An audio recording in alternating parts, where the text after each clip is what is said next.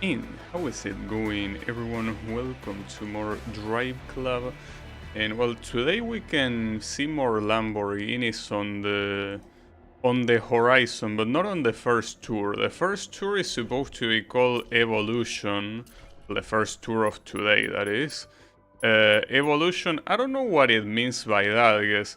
Unless it means the Ferrari Evoluzione, there is no Mitsubishi, which are the ones that have that name. Maybe it means the evolution of a specific brand. Well, considering that we start with hot hatch that are essentially the slowest cars in the game, I think it means the evolution of speed, most likely. This is a race, isn't it? I think it is. Well, in that case, I wanna pick this one. Since it's a club exclusive car, I probably cannot use it outside of this. Might as well use it now. So yeah. I think it was a race. It had the typical, yeah. It uses the word race in one of the objectives, just in case, you know. Some like it hot hatch. Though, what does it mean? Like the expression hot hatch? Because I understand that these are all essentially like compact cars, right? These are cars that are meant to be used for commuting, and they are, you know, small, so you can fit them in a lot of places. But I don't know. Wait a second. What does that mean? Mark Turner refi... What? I don't know what that means. What do you mean Mark Turner? Who is Mark Turner?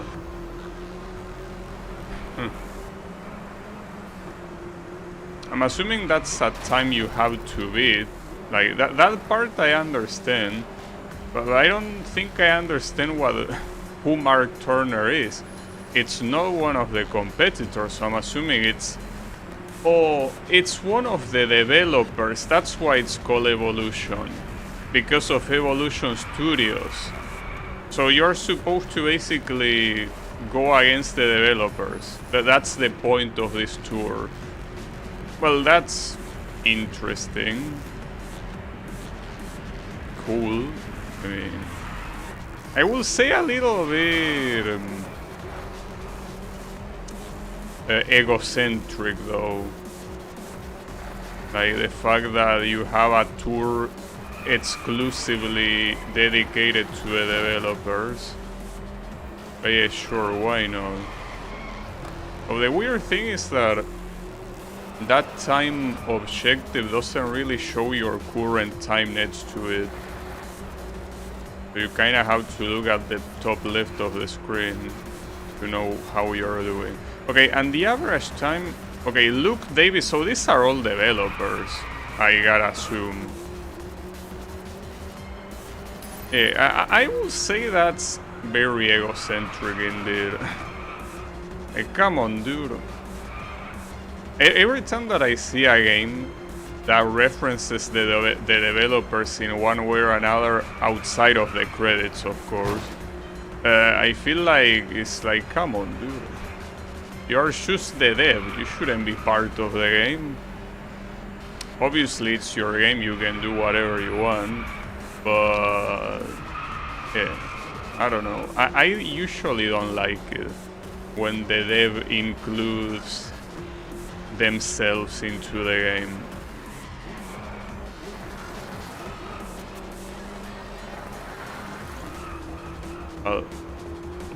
I don't know what to tell you, Mark Turner, but you fucking suck. Like, that was more than 10 seconds faster.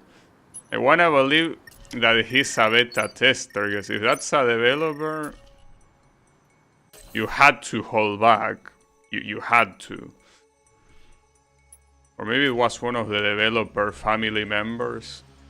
Oh, and here we are full of names, huh?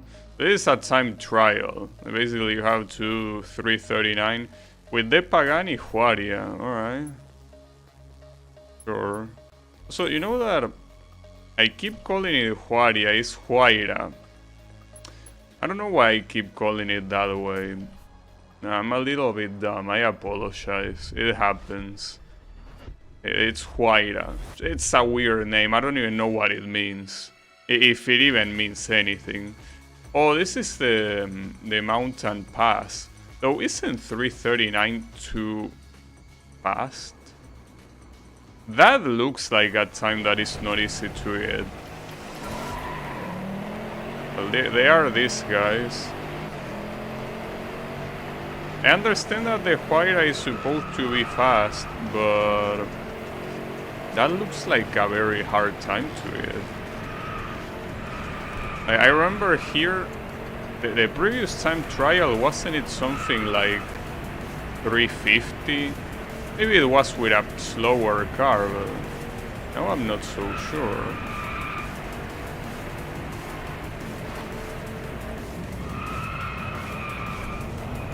But whatever. The objective is clear. It might be hard, but it is clear.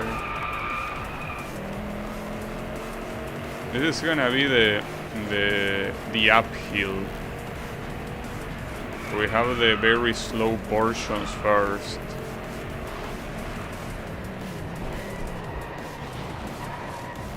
Ah, damn it. Was a bad corner exit. The Alex Perkins is supposed to be the opponent. When you're going so slow, those uphills are scary. Okay. I was about to say where is Alex, but it's actually very close to me still. Okay. It's just that when they are so close, you don't see them unless you're looking at the minimap, and even in the minimap you can easily block them.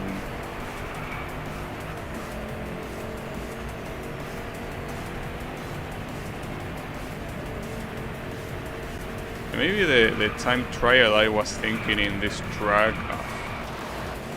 was done with a slower car. Can't really remember. It's a shame that I lost so much time.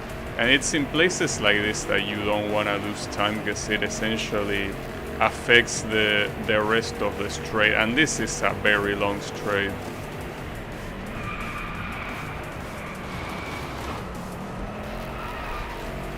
Okay. Alright. That was nice.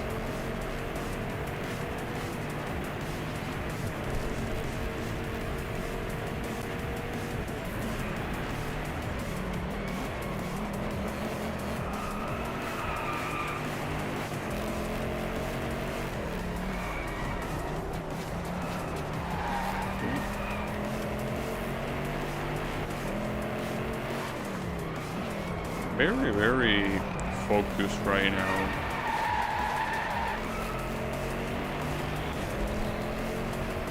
Maybe I'm just exaggerating. I at the beginning I was thinking that it was gonna be a very hard time. It's not gonna be free, but I don't think it's that big of a deal. But you know, since this is a long track, I don't want to redo it if it's possible. Alright, that went pretty well. Nice. Yeah, I guess the developers are gonna, you know, introduce themselves in this tour. Yeah. This is another time trial. Damn it, we just came from one. I'm using a lot of these dark, shiny colors. I usually like these colors, in cars at least. I like just the fact... Oh wait, this is a drift challenge, not a time trial. Alright. Well, Some of these also look like made-up names. I mean, they can be their alias, of course, but...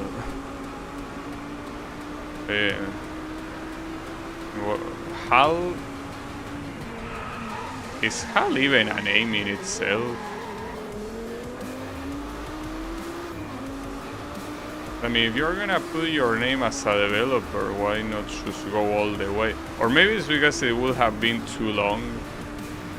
Probably. If the name is too long, they had to cut it.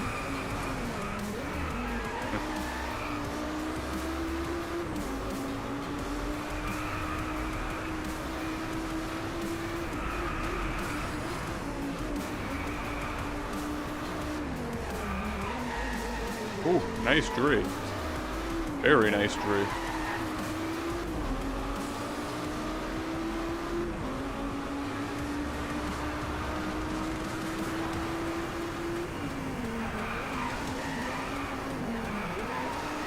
Yeah, that one wasn't that good, but this should be enough. Actually, it isn't. Damn it, it was close though. But yeah, not enough. I need more. Need more than that. Was for 400. Well, technically 390, but... I guess one of the drift could have been better. Well, multiple of the drift could have been better, but... You only need one more to be better.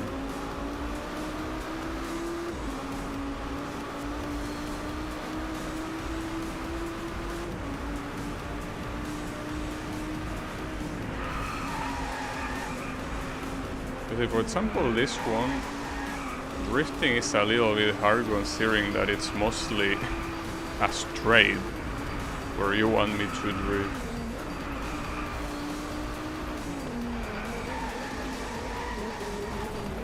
Oof, look, no, damn it!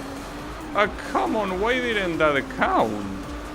What a scam! Is it because of the off-track? Wasn't even that exciting. Well, if I want this to be enough, I need to do an amazing score here. Well, that's good, but I also need to make it amazing here.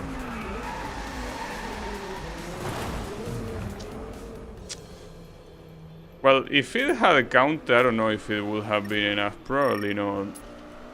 Damn it, dude. I hate when they just decide to not count the points.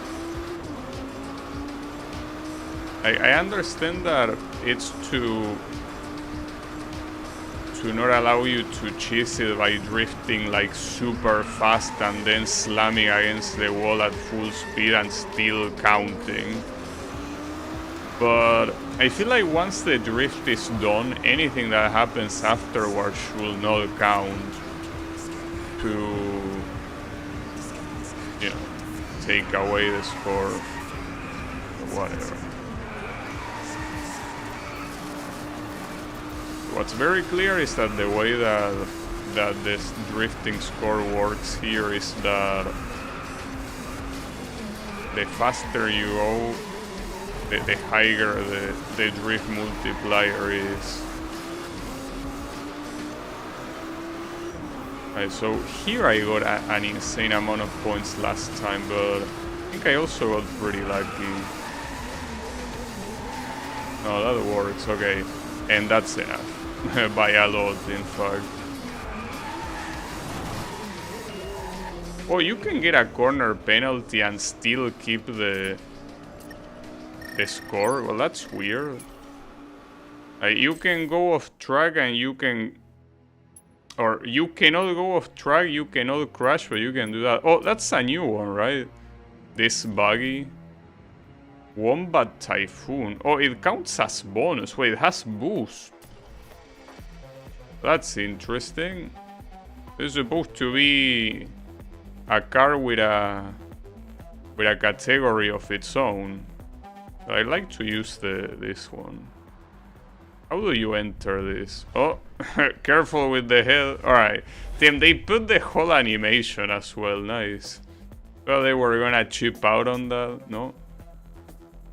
Okay, so it is just well, it's interesting because if it is a car that is meant to be bonus, it means that you cannot use it anywhere. Like, the bonus category doesn't really exist in itself. Well, this is the first time that I see it, so it has a boost that essentially works the same as the curse. Well, or rather you could say that the curse is essentially a boost. And here apparently one of the devs by the name of Rashi is part of the race. Wait, it has a 7 gear, this thing. This turns more bizarre the more I drive. Not to mention that the boost seems that it recharges quite fast.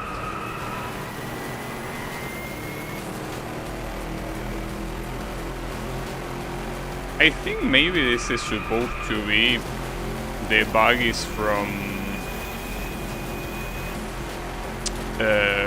the MotorStorm games, because in the MotorStorm games you can use buggies in I think every single one of them. So maybe that's what these are referencing. And the MotorStorm games also have a boost mechanic that's kind of like the main thing about them. But I think they are supposed to be referencing that. And maybe Rashi is a character from those games. I don't really remember those games even having characters in the first place, so not sure.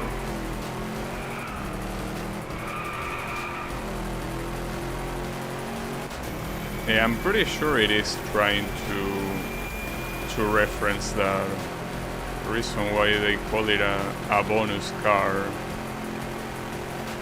Well, and the track is also very fitting. Like, the first thing that comes to my mind when I think of MotorStorm is like the Rocky Mountain track. So I guess they are just trying to emulate all of that.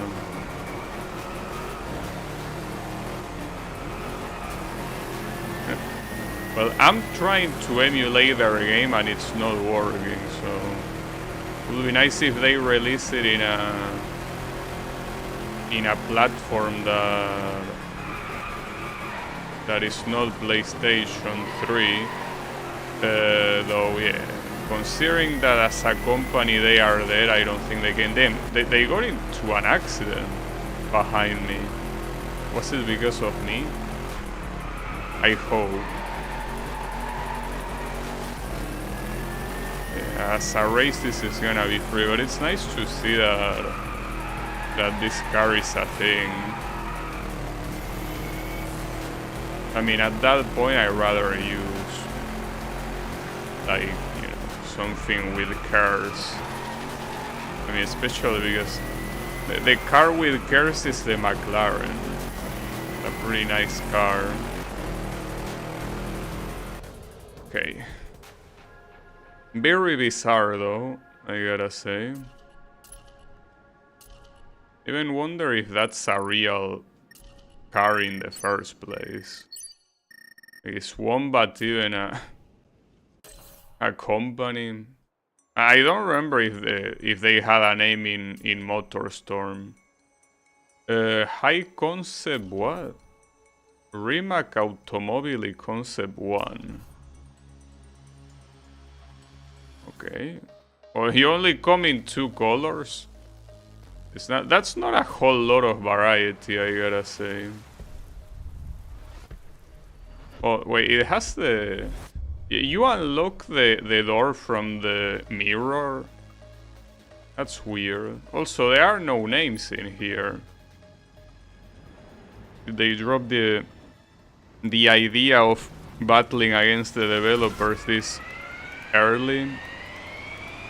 Oh, it's an electric car.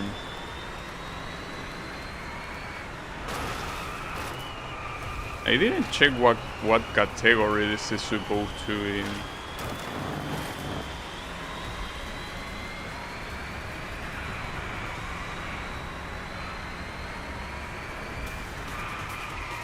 Oh, my bad. Sorry. Damn, I even got a penalty.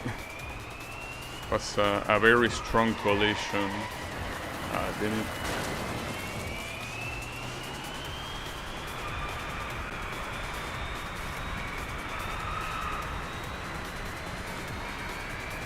Oh, it's 5 laps on this. There is also an objective for reaching a specific speed.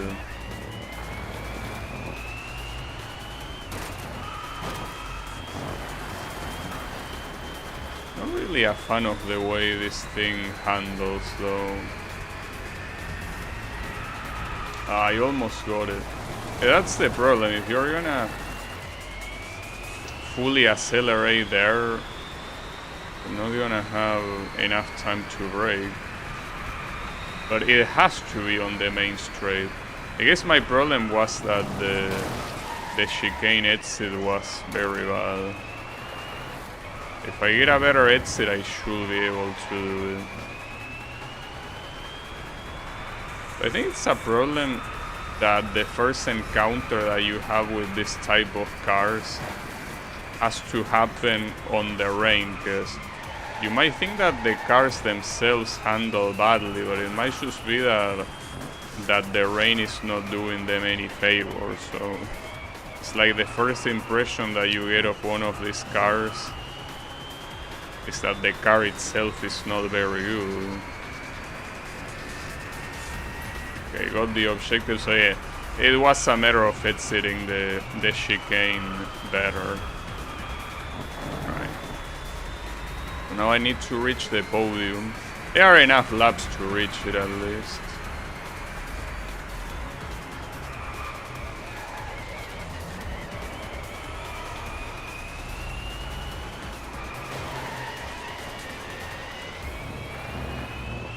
It also feels like one of the themes of this game, or maybe it's just the way the camera makes it look.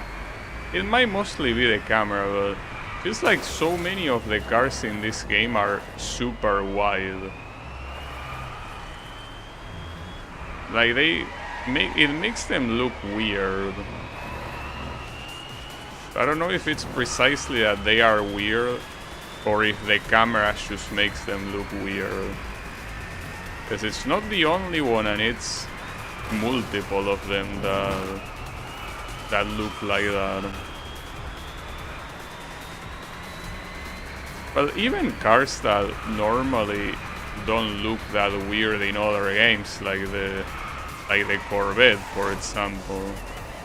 I don't know if it's something with the camera or if it is that they are really that wide, and this game really prefers wide cars for some reason.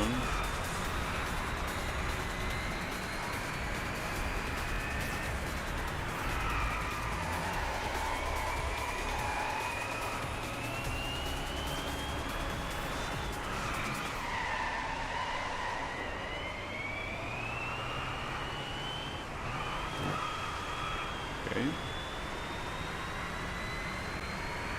I also realize that they changed the names of the opponents. Maybe that's the gimmick of this event, because those names were not there before.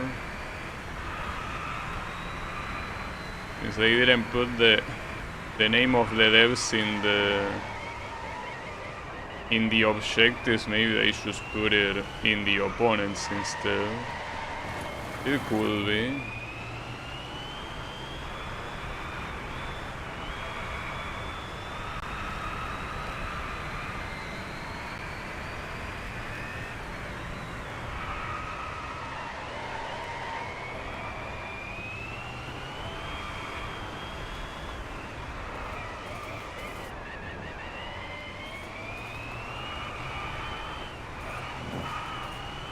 That's enough.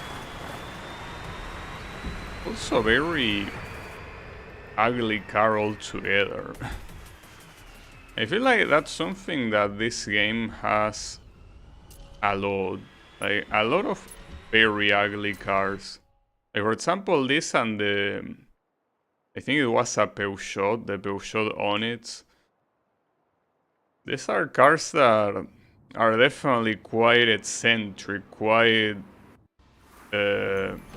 weird, right? Like, they are very exclusive, but that doesn't take away the fact that they are quite ugly compared to more conventional cars.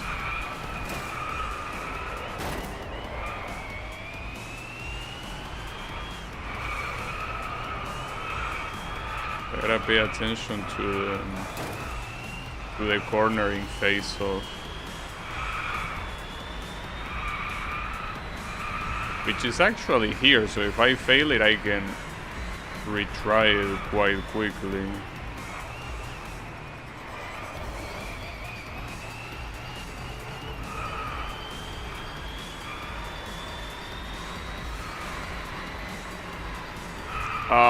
Okay, I got it regardless, but then that corner exit was absolutely bullshit. Pretty hard to see the racing line with such a strong light. But yeah, apparently the dev also didn't see it very well. I'm glad.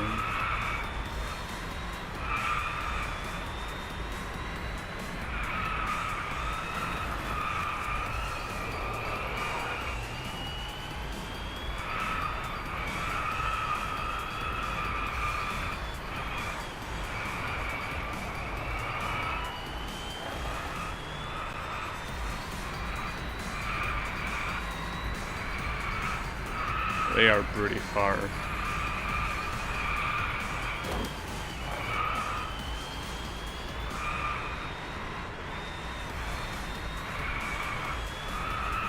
This is probably the game that I've seen that has the most amount of electric cars in it. Maybe there are more, but I think that most of the games I've seen, they barely even have electric cars. But this game, I think, at the very least, has like 6 or 7. So that's quite interesting. Not like I'm an expert, but at least the simulator games that I saw, guys. The thing is that for real models to be a thing in racing game, it usually happens on simulators, not in arcade racing games. So like this is the exception, right? But I'm gonna go with the Berlinette, I guess. I like this color. I was about to say, usually there are simulators, the one with real life cars, and most of the simulators that I've seen do not really include electric cars at all.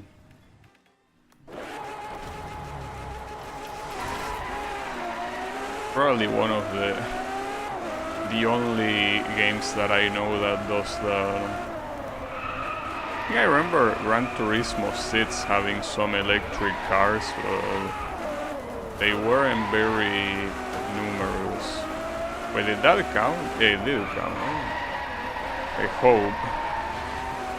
I mean, the tap against the wall was very light.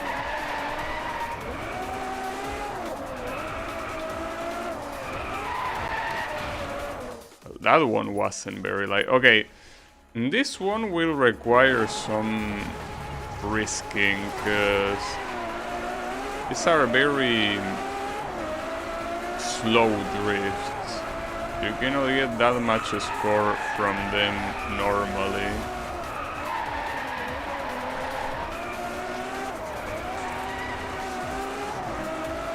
Not much from the speed zones either. There are many ways where you can get score here. Okay. But I keep fucking up the last one. So the last one you have to go a lot more open to get it. And you definitely need to do all of them. You cannot fail one because it's not gonna work.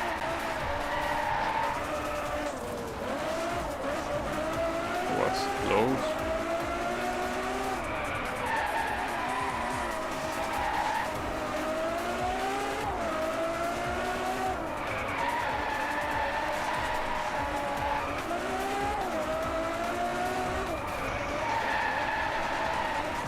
Unfortunately, that's... Oh, that team, by 1 point it was enough. Holy shit. That's the closest that I got into an objective. Of anything in this game. Quite crazy. Crash Bandicoot? Can't believe that you will make a pun like that. Damn. Well, technically this game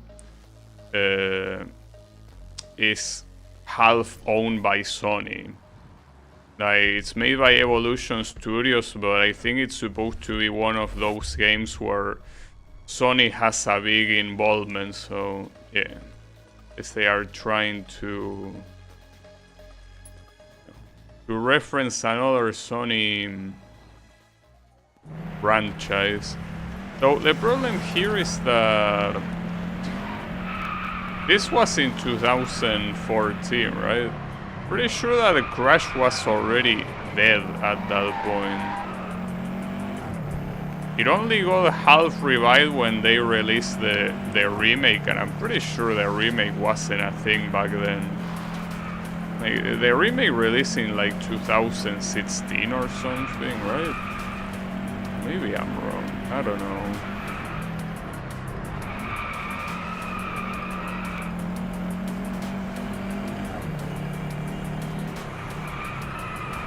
Hey, Crash as a franchise is a little bit dead. Don't know why. I guess it definitely has a lot of potential. Especially considering that it's a very popular name. At least for people that have grown up with the PlayStation 1. It's a popular name, and I feel like they are sitting out in a lot of money. Not to mention that it's the typical game that has a appeal from the furry crowd. It's like you're missing out on a lot of money.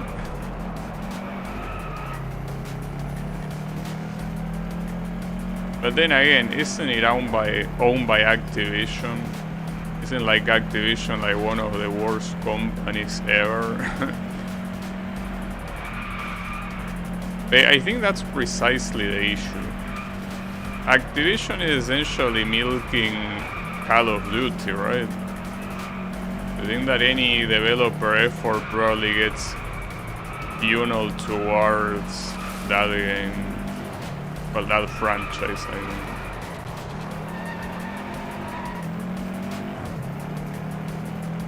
I mean, it makes sense. I mean, at that point, wouldn't it be more profitable to sell the franchise to someone else? If you're just not gonna do anything with it, might as well. Alright, this might take a while. This doesn't seem like an easy time trial at all. Seems like this Mark Rocco. Well, see, that's the problem. I feel that, you know, there was the Venom Hot Lab. It was pretty hard, but it didn't have any name attached to it, right? The problem is that it has the name of someone, this time trial, attached to it. Like, that's very dangerous to do that, you know? Mr. Mark Rocco. So you know that now the people that struggle in this are gonna insult you. And I might include myself in that. Not yet though. I'm still in the discovery stage. Yeah, I will know in a couple minutes if I want to insult you or not.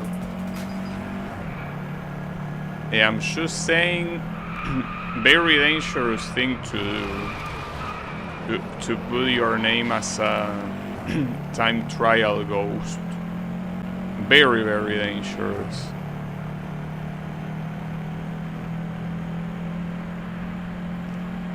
Well, the irony is that I keep getting PVs. Just that these PVs are pretty much worthless. They are PVs of like very small amount of milliseconds, and that's it. That was too long. There are some of these corners that you can definitely do full speed, like this one. And I keep braking on it. This one as well, I think. Kinda. Well, Mark does it full speed, but it's very risky. That one can also be a lot faster than I'm thinking of.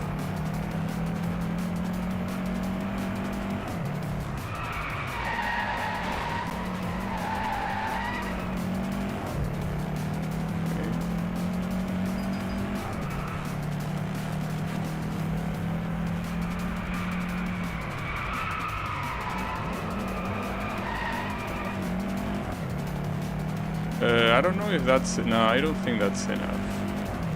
That corner exit wasn't very good. Though I wouldn't say that it wasn't very good. It's more that it wasn't better than Mark's. That's a problem. This gonna... I mean, that was very close, yes, but... At this rate, this is gonna take quite a while. Really? Corner penalty? Go fuck yourself. What you mean corner penalty? What corner did I even cut there? That counts as a corner? If I cut this one I would understand, but I didn't cut that one.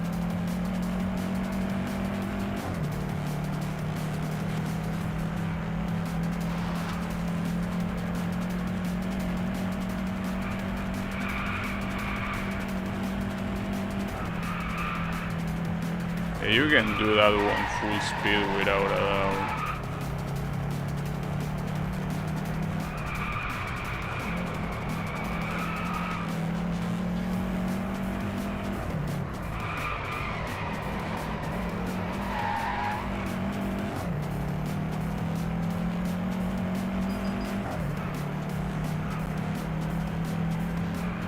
All that matters is the corner exit here. I think that was good enough. Well, I think Mark is safe from my harsh words. Good job. That was not that easy of a time trial. It certainly wasn't at the level of the Venom Hot Lab though. Neither of them. That works for me. I think that when you do a restart, instead of ending the event and then like restarting it, you lose all of it. Wait, winning formula, what car is that? Oh, it's the Caterham. So the nice thing about the Caterham is that being level 10 I have these paint shops. So this paint shop seems like they are all the same for the different cars, but for some reason they are represented differently on the icons of these things. Not sure why. Just feels a little bit weird. I don't mind though.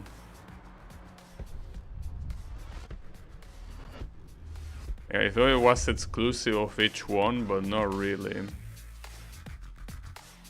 So this is simply a race. Are they also gonna use a Caterham or are they gonna use... No, they use different cars.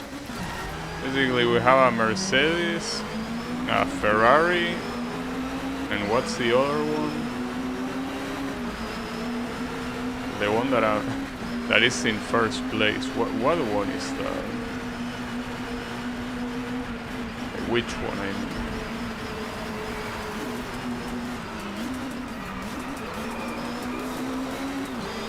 Is that one of the McLarens? I can't really tell.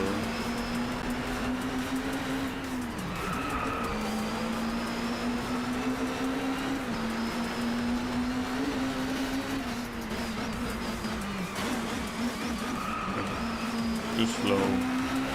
I think that is a McLaren,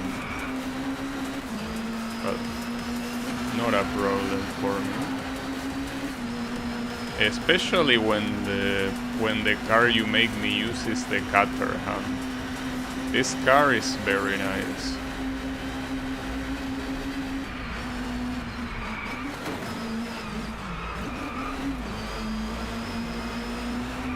As long as it's a car that I'm comfortable with, shouldn't have any issues. But when I saw winning Formula, I was expecting that they would introduce a Formula car, but I don't remember there being any Formula car in this game. It would have been pretty cool to just randomly see a Formula car, but getting the rights to a Formula car is probably not very easy.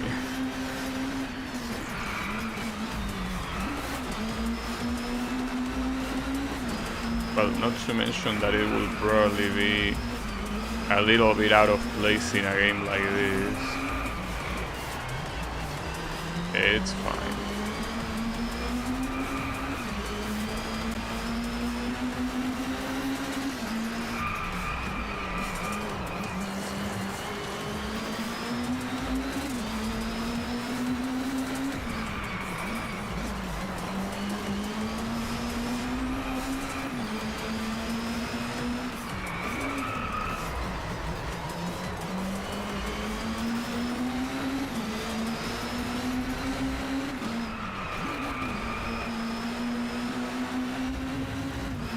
That when I'm on a long straight like this, their top speed is higher than mine, but in everything else I think that I'm better. But yeah, here you can see that they are getting, well, that guy is getting closer. This Caterham against some other car seems that it struggles with top speed. So yeah, as expected, it was a McLaren, correct. The Caterham wins. Well, they call the event winning formula for a reason. A-class buggy. What do you mean A-class? It's the same buggy as last time. What's so A-class about it?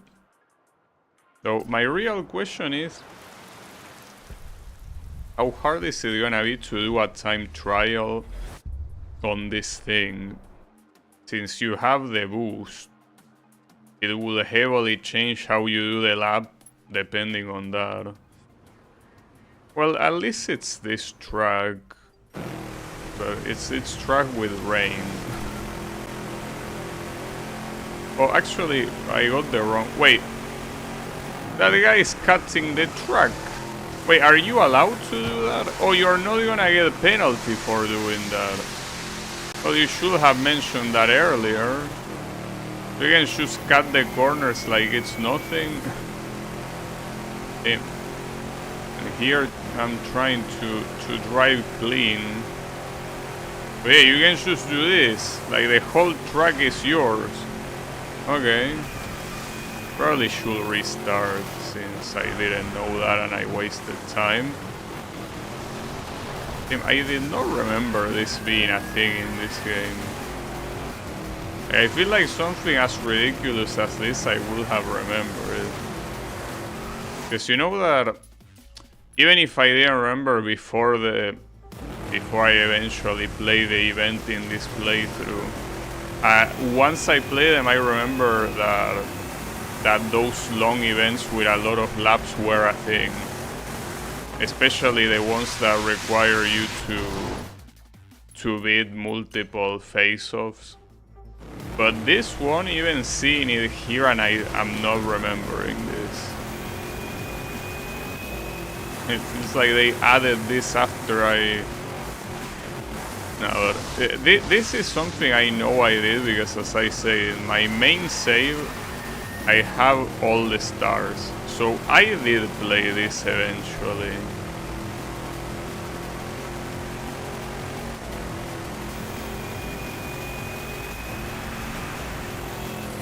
This is hard because the physics are quite unpredictable here. Well, rather than unpredictable, well, yeah, they are unpredictable for sure. Though more chaotic as well. Like, they are a bit of both, chaotic and unpredictable. Yeah, I know that you could go from there. I didn't think it was gonna be faster. The issue here are the pianos. The pianos make it so the transition between the grass and the asphalt is very bad.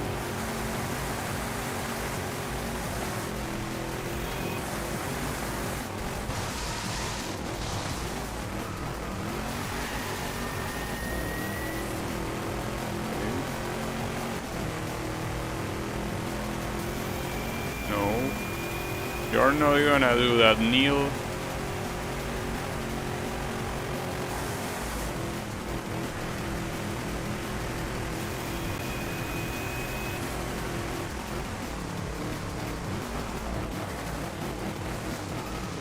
I think the idea is that these things have absolute grip on the... Wait, what you mean reset to track? That's not what you told that asshole. Reset to track? But now you're actually cheating. I don't think you told that to Neil.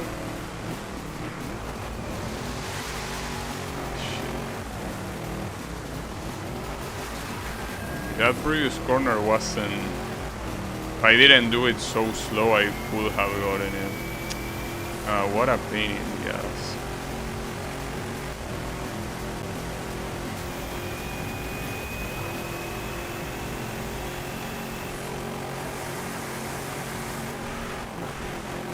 At least it's a very original event, that's for sure. It's something that you are really not used to. Like, all of a sudden, not only going off track is fine, but it's what you need to do in order to beat the time objective. I will assume though that if you are good enough, you can probably beat this guy without even needing to go off track.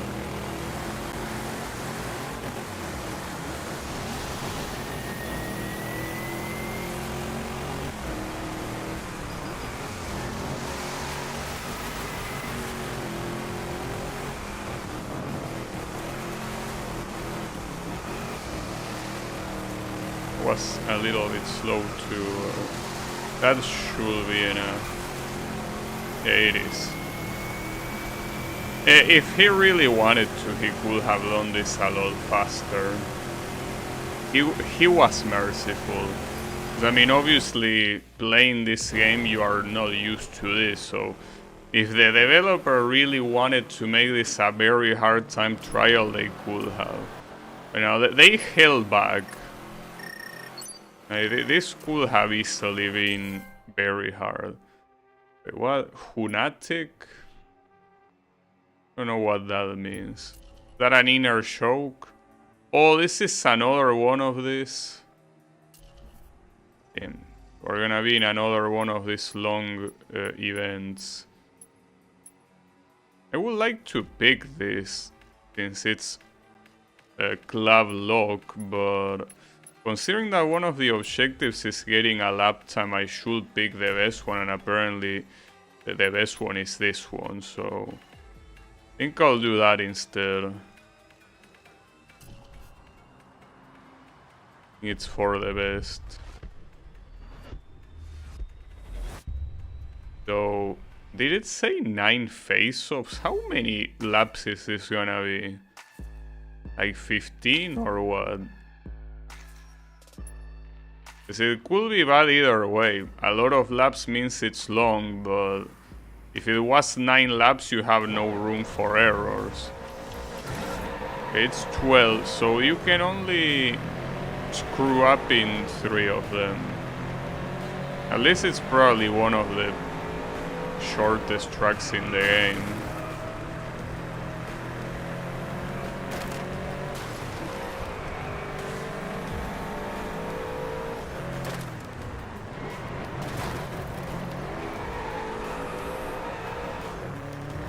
And all of these face-off have the names of the developers too.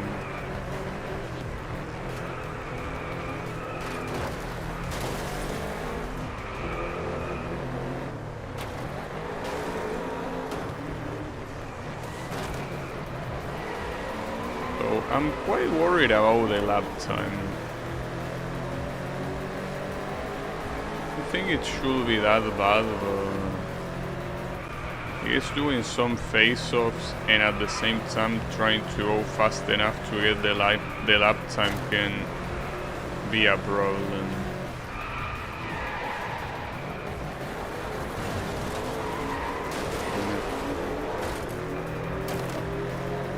But what also doesn't help is that a lot of these guys are using cars that are very clearly faster than mine, right? Like I'm being cheated here. Yes, I was only allowed to pick BMWs, but these guys are allowed to pick whatever. That's not very nice of you.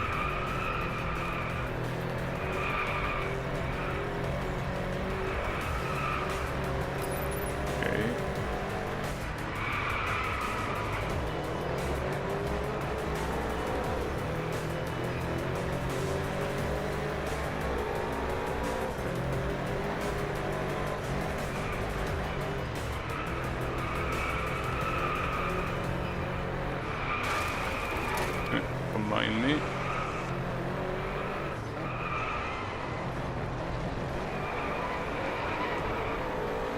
Are gonna be enough for the lap time? It should. Yes, it is. So my only worry here is, well, aside from doing the remaining face-offs, is also gaining positions. Though the first place is very, very far. Like the first place is actually way too far. Like it uses a completely different car. So we don't need to win the race, we just need to get third place. So as long as we can do that, we should be fine. And considering the big difference between the second and first place here, getting second place will be kinda like getting first place in a regular race, since I wouldn't have anyone to bother me. Like there's no one in front of me. Well, the ones behind me will probably bother me, ironically. This thing drifts a lot. It's a lot more than I wish it would. Ah shit, it's fine. At least it seems that a lot of these face-offs are white free. But maybe that first place is supposed to be super fast on purpose to, you know, kinda be like an extra challenge. Well, you can keep the extra challenges, I'm not gonna do that. I mean, if I can overtake him, that's great, but my objective here is getting the stars. That's what it is.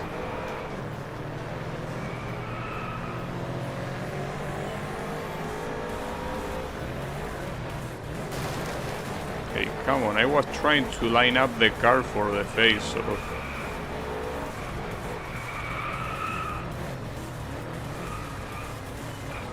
So I don't think I need to be that precise with these face-offs. They give you a ton of margin to do them.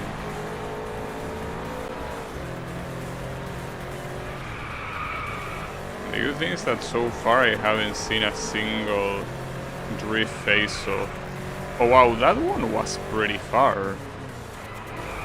As soon as I say that I shouldn't try very hard, I get that one that had a pretty big difference in speed. So I think that there is one section on the beginning of the track that I'm going very slow and I could go a lot faster.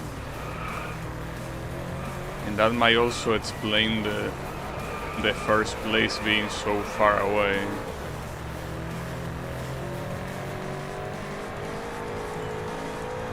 Cornering face off at the end. It like that corner I'm doing it as if it was super slow, but it isn't. It's just that for some reason they are using the yellow flag to represent it. And it's not that slow to warrant a yellow flag. Like, that should be a green flag.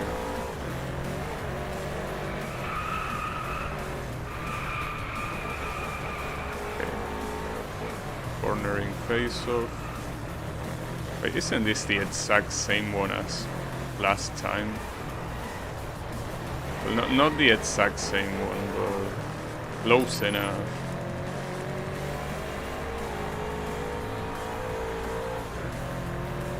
Go here. Yeah, in fact, you can kinda do that at full speed. So yeah, I don't know what's the point of the yellow flag there. Very, very misleading.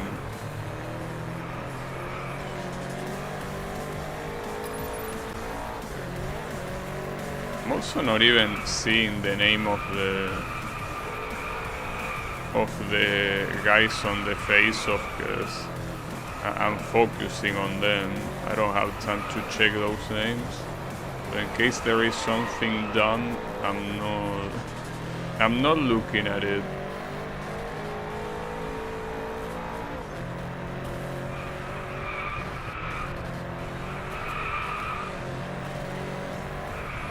If I were to redo this track, or rather this race, but without braking so much on the first corner, I could most likely get the first place.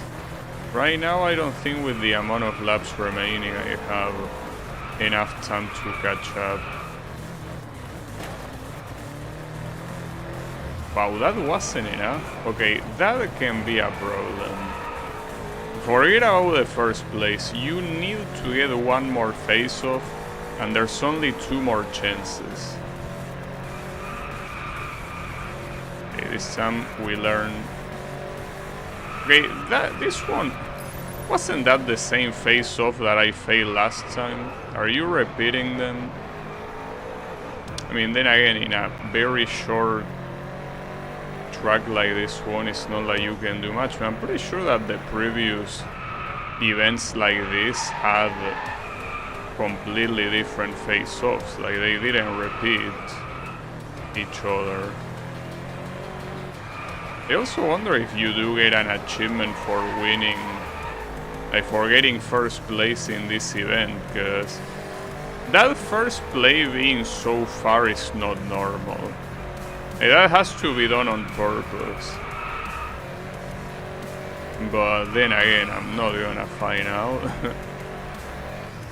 The event is long enough to even think of doing it again.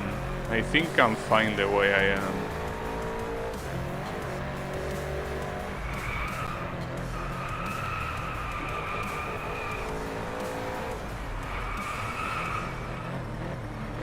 Oh, we have Mr. Mark here, Mark Rocco.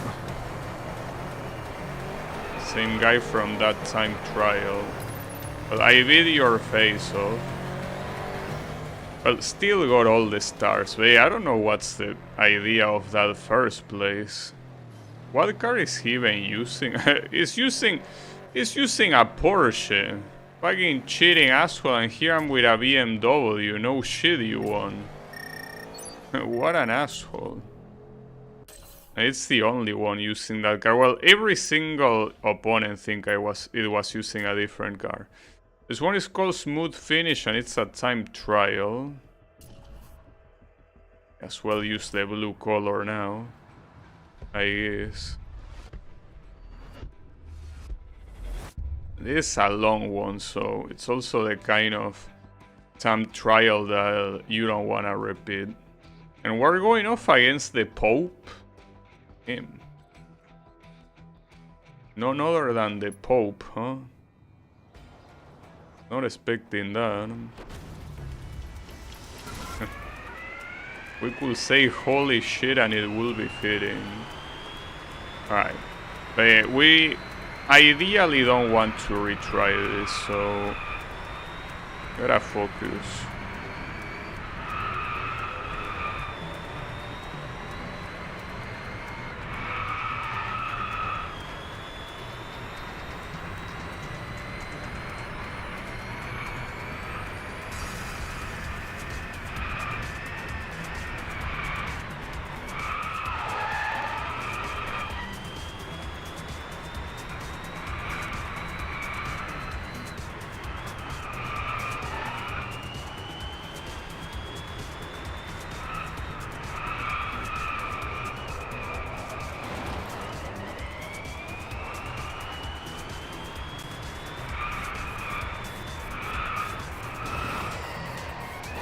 That was a very bad corner, holy shit.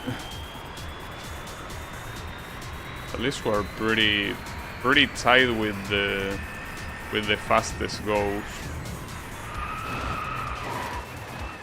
Okay, at least that wasn't a penalty, because see, here's the thing. Having crashes like that, if like not only doesn't really slow you down that much, but a lot of times it might be even faster than doing the corner properly. The only way it wouldn't be is if the crash is so like strong that it gives you a penalty, which obviously is gonna be slower. But in cases like that, I feel that it's not only a bad thing, but it's the optimal thing to do. There are a lot of very mean corners here, without a doubt. Ah shit, that was quite I did that. Okay, he also did that corner slow.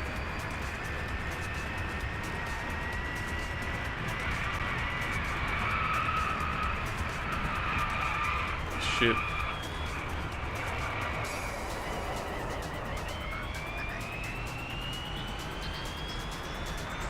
Also seems like the fastest ghost is a lot faster than the second one. Well, it's 7 seconds between them, so makes sense.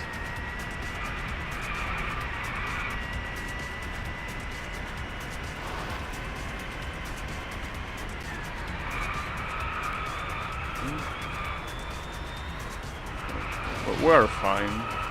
We are in the clear. So that was a hard track to do with a car like this. Very fast car for very slow corners. I'll take it. Not even level 5? Come on. So, this leads to the championship. Wait, is that an Enzo Ferrari? No, it's a LaFerrari, which is different. I think I never used this car before, right? Though, isn't this one of the cars that appears, like, in the intro of the game? I think it might be. Well, I'm gonna use it. Surprised that I haven't seen it before. A pretty funny name, Ferrari LaFerrari. Sure, why not?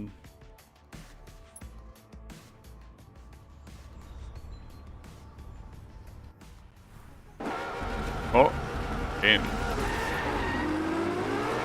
That's why the sound.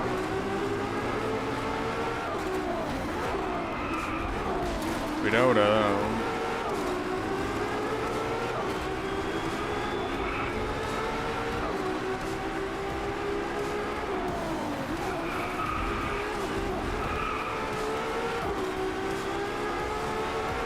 Where's that? Oh, didn't. It's fine. Would have been worse. So there is a cornering face-off right here.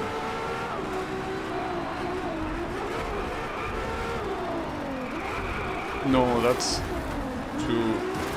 It's okay, don't worry. We're fine. Free. That was actually free. I could have, instead of rake so much, I could have, like, you know, kept going and it would have been fine. Also, how is it going, Wasabi? Yeah. That's the perfect thing to wake up. Like, you hear that engine and it's the perfect alarm clock. Some of the cars in this game are super loud. And I like it that they are that loud. But there is quite a big disparity between the loud ones and the quiet ones. Well, it makes sense since the most quiet ones are supposed to be electric cars that make no noise, almost. If a car wants to be loud, it will be loud. It will be very loud. It will make sure you hear it and you remember it. You know? It usually happens with the luxury brands. So things like Ferrari or Lamborghini cars, they tend to be loud. Pretty sure the McLaren is also loud.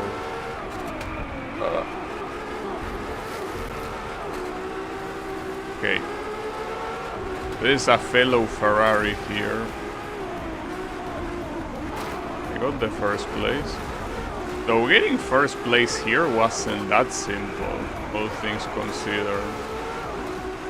As compared to other races that took a bit of effort, and not to mention that the race itself is also very short. I mean, it's less than 3 minutes long. I'll take it for sure. With La Ferrari. La is basically just an article.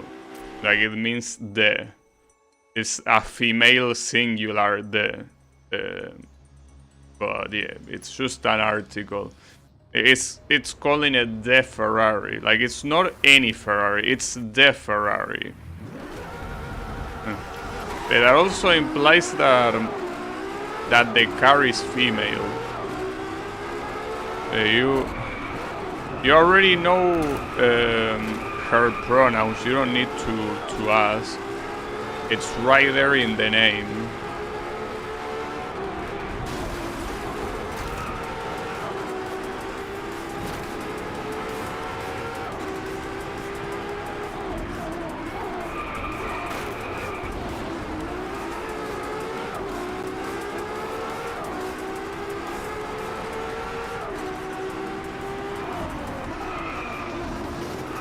That's something that I remember, that even in English, when someone talks about their car and they try to kind of like humanize the car in a way, they refer to it as a her. Like most people that I've seen that they use like a personal pronoun, they usually always refer to the car as a female.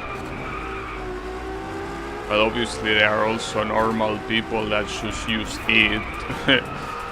But yeah, a lot of people just call it she, her, you know, all of that.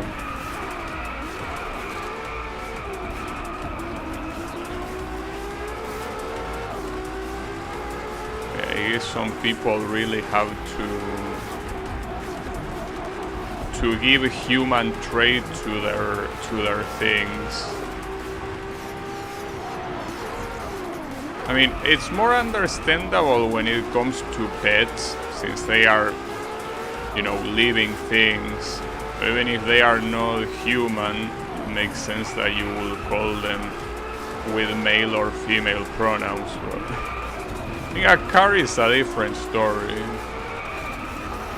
A car for the time being is not a living thing.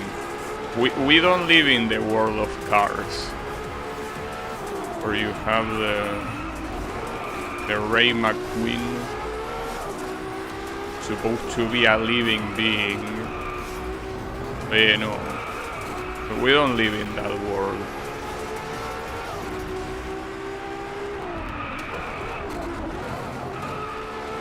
So, as far as we are aware, these things are, well, that things.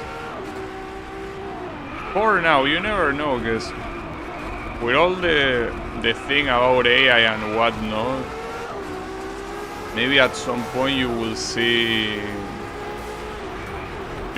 a car with you know,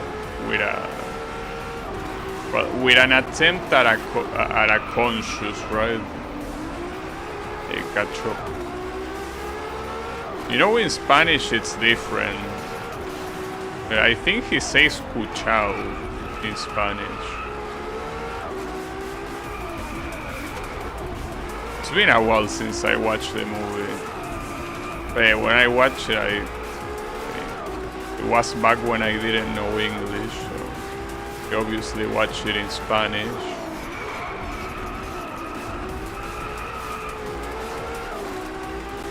Yeah, I never watched it in English.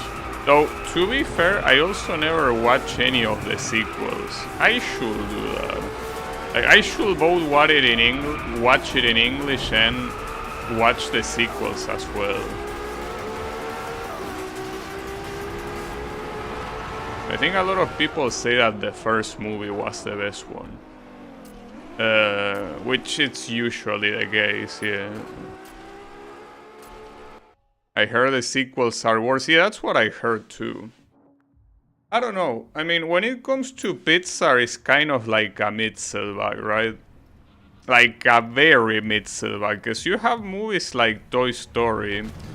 Toy Story 2, to me, is the perfect Pixar movie. And that's a sequel. And the first one was very good. It's not like the first one was bad. But to me, Toy Story 2... Actually, I say that it's the best Pixar movie, no.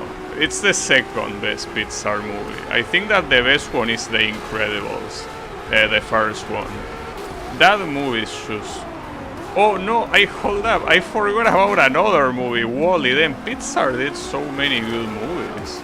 I mean, I already knew that, but I just forgot about some of them. Yeah, WALL-E is also an amazing movie. And Pixar really has a lot of good shit. Have you seen Toy Story 4? No, I haven't. I've seen 3, but 4 I haven't watched. I mean, I haven't watched a movie in a very long time. Well, that's not true. Technically, I watched a movie a couple months ago with Reynolds and Yami. I watched the Sonic movie. But aside from that exception, I don't really watch movies, so when it comes to movies, especially ones that are modern, I don't know about them. I also heard that talking about sequels and talking about Pixar, that another sequel that is not very good is The Incredibles, since I was also talking about that. Like, that one apparently is not as good as the first one. And I mean, it makes sense. The first one is very good. The first Incredibles movie, well, no pun intended, but it is indeed incredible. I didn't watch the second one, so I'm just going off what people say. Well, there is one sequel that I did watch that is regularly modern, which is the Monster. Well, it's not a sequel; it's technically a prequel. the Monster Inc. one. I think it was called Monster Inc. University. I watched that and it's not that good. I mean, not as good as the first one. But that's the thing. It's very hard to make a movie better than the first one when the first one is already so good. The original Monster Inc. is also fantastic. That's the thing. I think that in that regard, Toy Story 2 is a miracle. It's a cinema miracle. Like, usually you don't see a movie with a sequel that is better than the original. Like, that tends to be a thing with video games, since video games usually the sequel to a video game tends to have more content than the original. With movies, since it's about story, it's very hard to have a story that is better than the original one, because it will be derivative by definition. But Toy Story 2 managed to do the impossible. Especially if you heard what happened during its development. About which one? Talking about Toy Story 2? Yeah, I don't know what happened during its development. I mean, I might have heard some things, but it's been so long that I don't even remember them. I don't know.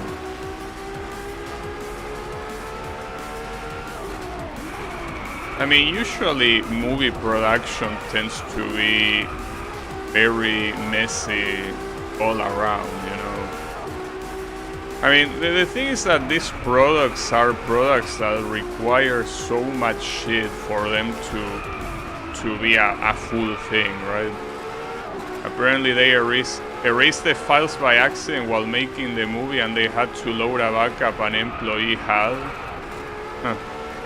Well, I mean, that's what backups are for, right? Unless you're telling me that that backup was unintentional. Usually backups are always a thing. Whenever you're doing anything big, you have to have backups.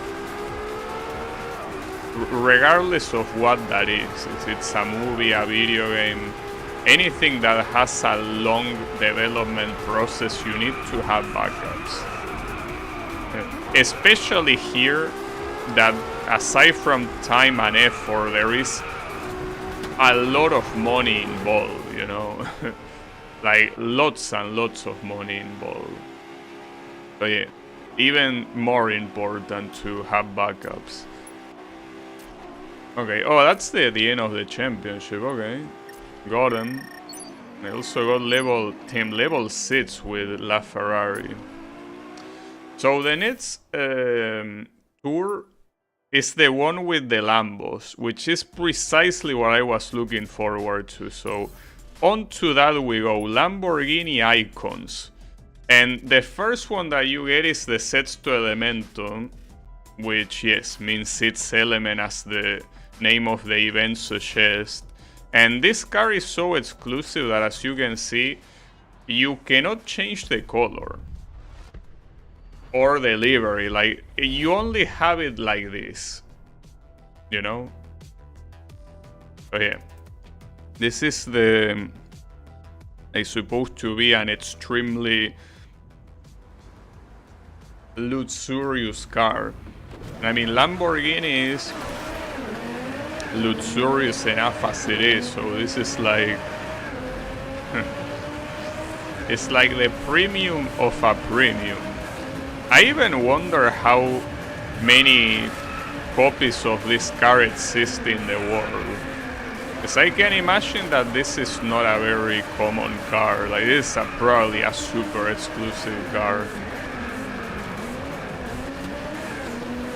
Because you know that Lamborghini competes in some racing events, like, you know, GT3 and stuff like that. So some models do have a lot of copies because they are meant to be used for competition. But a model like this one, I'm pretty sure that it's probably one of a kind. I wouldn't be surprised if there were like less than 3 digits. Like less than 100 produced worldwide. That's usually how it goes for these super luxury cars. Maybe I'm wrong, and maybe this is like a mass-produced Lamborghini. I think that that's an oxymoron, right? Like, mass-produced Lamborghini, that doesn't add up. It's one or the other.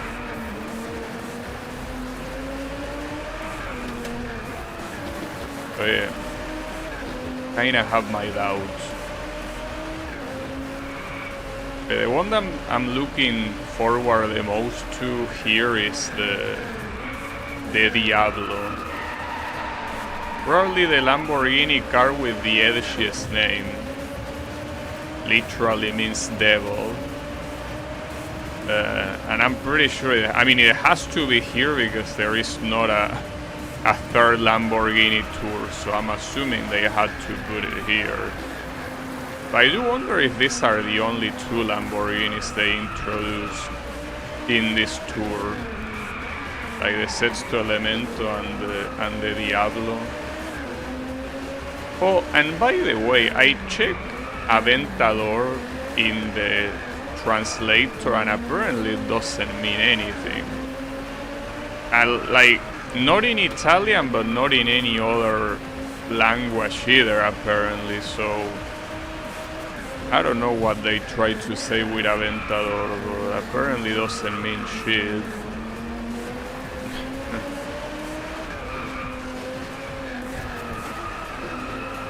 As I say before, if it's a very old word that is no longer used, it has to mean something related to wind. It has to be something like that.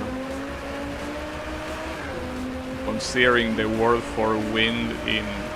Well, actually in Italian I don't know how it is. In Spanish I know it's viento. But in Italian, I don't know if it's similar or not. Could be.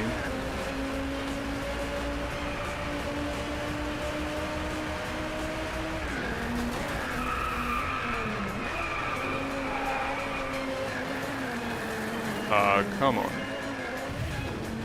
I didn't go off track that badly.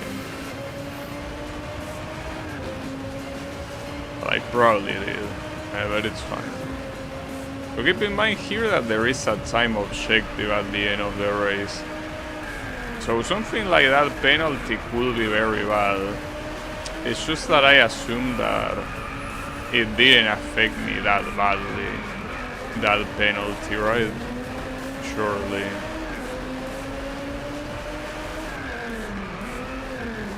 I believe that we should be fine.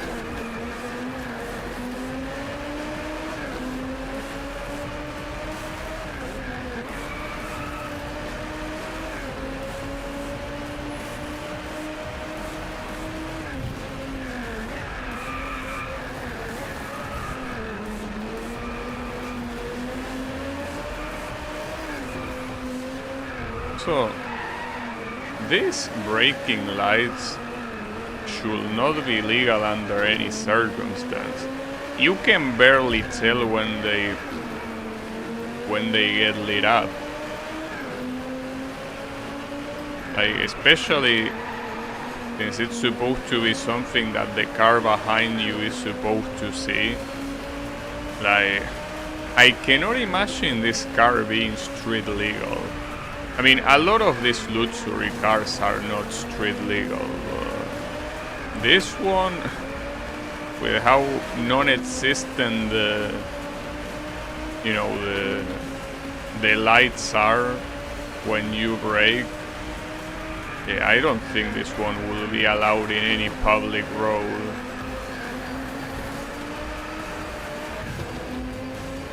Okay. Yeah, the time wasn't a problem as expected. Yeah.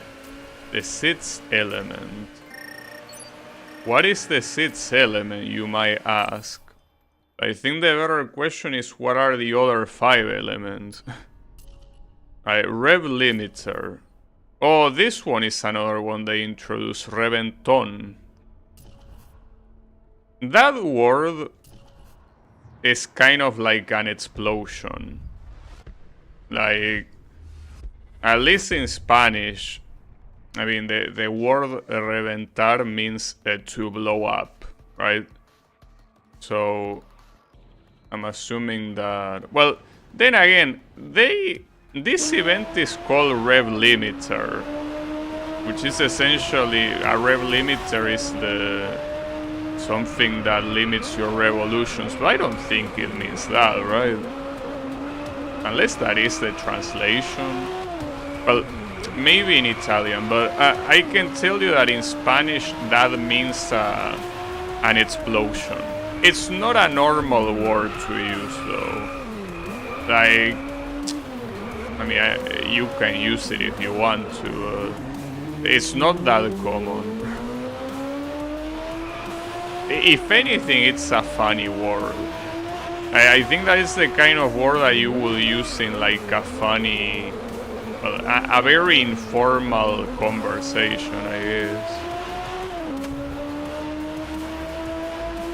I mean, it depends. Everyone has their own way of expressing themselves, so if someone wants to describe an explosion that doesn't necessarily involve an explosive charge and it's simply an accident, they can, you know, use that word. Like, for example, if a pipe blows up, they could use a word like that.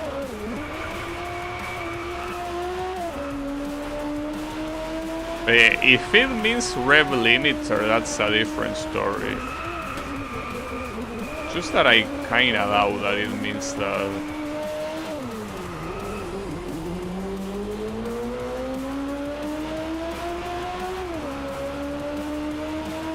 I mean, especially because I'm pretty sure that regardless of if it's Italian or Spanish, that end on is usually a superlative. Like, you use that to refer to something big. Like, it's a suffix that you use to change the meaning of a word to like a stronger version of that. That's the reason why I cannot imagine that it means rev limiter. Like, it wouldn't make any sense. But look, I don't know Italian, so I might be wrong, okay? I'm just comparing it to Spanish, but it might be a mistake. Scandinavian flick, and this one is with the Diablo. Americans call this thing Diablo, but this thing is called Diablo, I'm pretty sure. Again, I'm not Italian, but... Oh, and this is the color.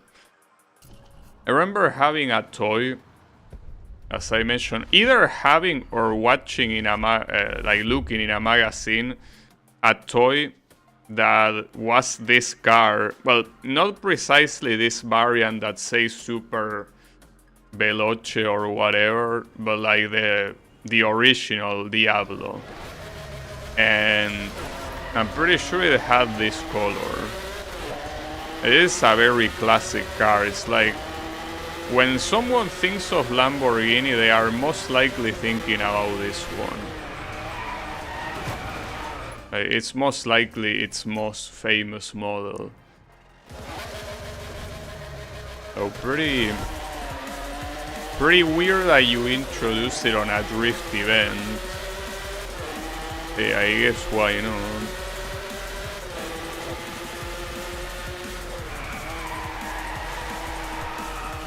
Wow, that was a lot of score, holy shit.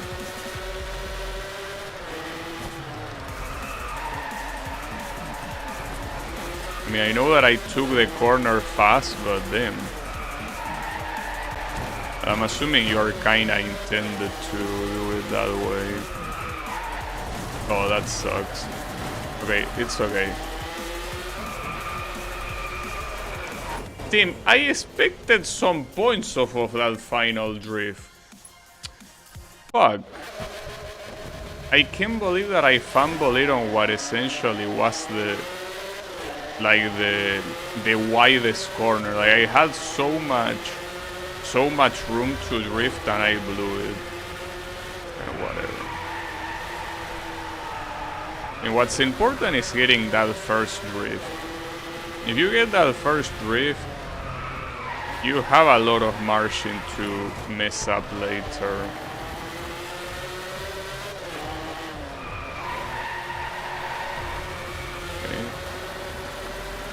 Don't mess this up. You will be so kind. It was as simple as doing that. Wasn't that big of a deal. Alright. So, I think those are the 3 ones that they introduced. I don't think there is another one. Right? Yeah. Wait, why would I want to use a McLaren when I have a Lamborghini as an option? Are you out of your mind? Like, why would I even do that? Yeah, you are out of your mind. But might as well use all of the colors here, right? Just use every single one of them. And eventually, since this is essentially my favorite car in the game, the Lamborghini Veneno, right? So I gotta assume that I will be able to make it to take it to level 15, which is where you unlock the final skins, I think. I really like this car.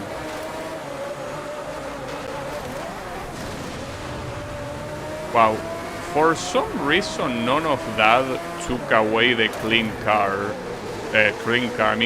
lap, and neither did that. What the hell?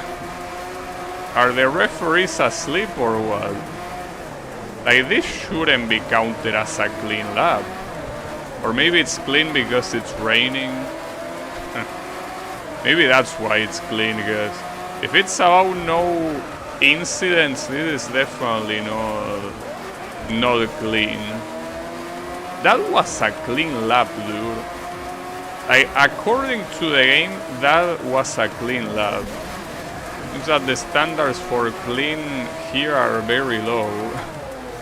Very, very low. Well, I don't mind, I'll take it. It's still pretty funny. Okay, that one was an actual vehicle impact, okay? I guess they were asleep during the first lap, but not during the second one. Okay, don't worry about it. We have the referees here.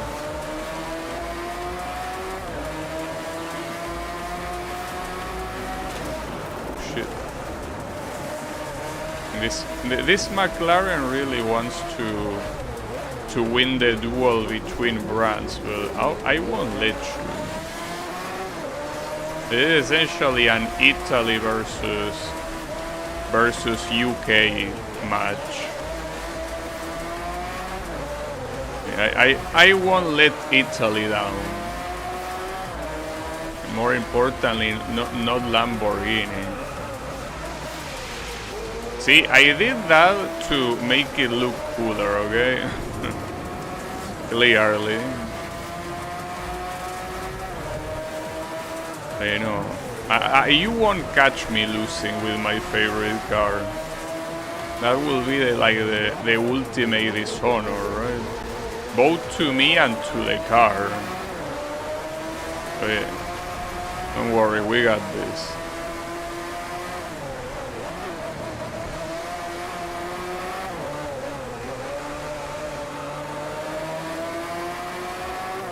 I mean, anytime that the Veneno is an option to pick, I'm gonna pick it. Well, or as I say before, any Lamborghini really. If I can pick it, I will pick it.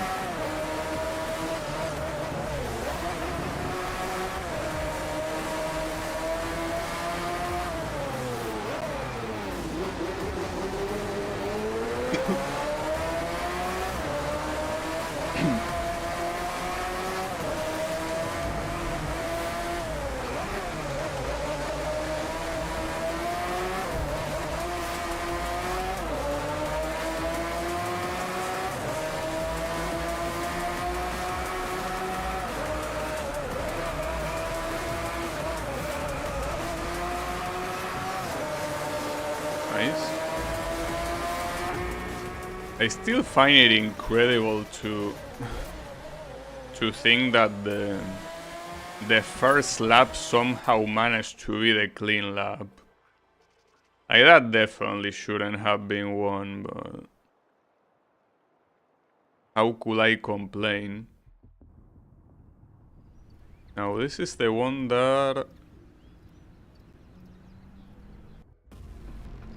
might be an issue. Because the cornering face-off, you only have one try.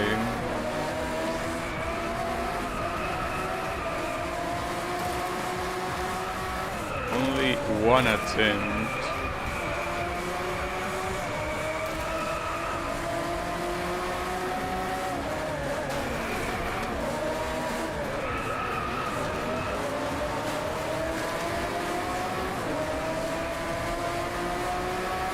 It's even worse if it's at the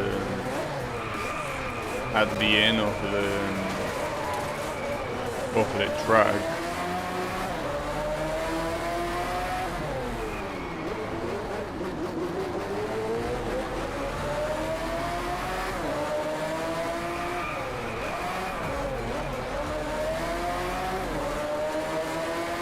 And here we're actually going downhill.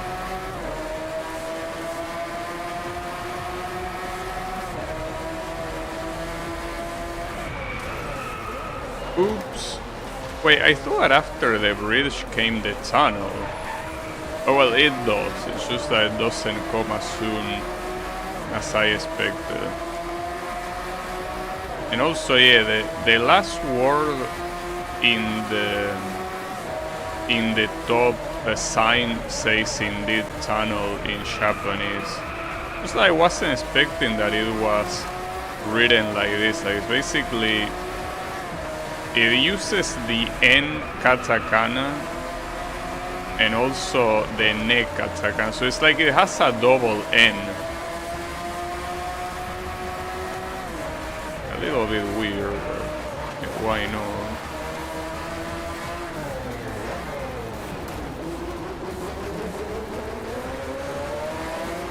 Now the problem is that the cornering face-off is essentially right at the end.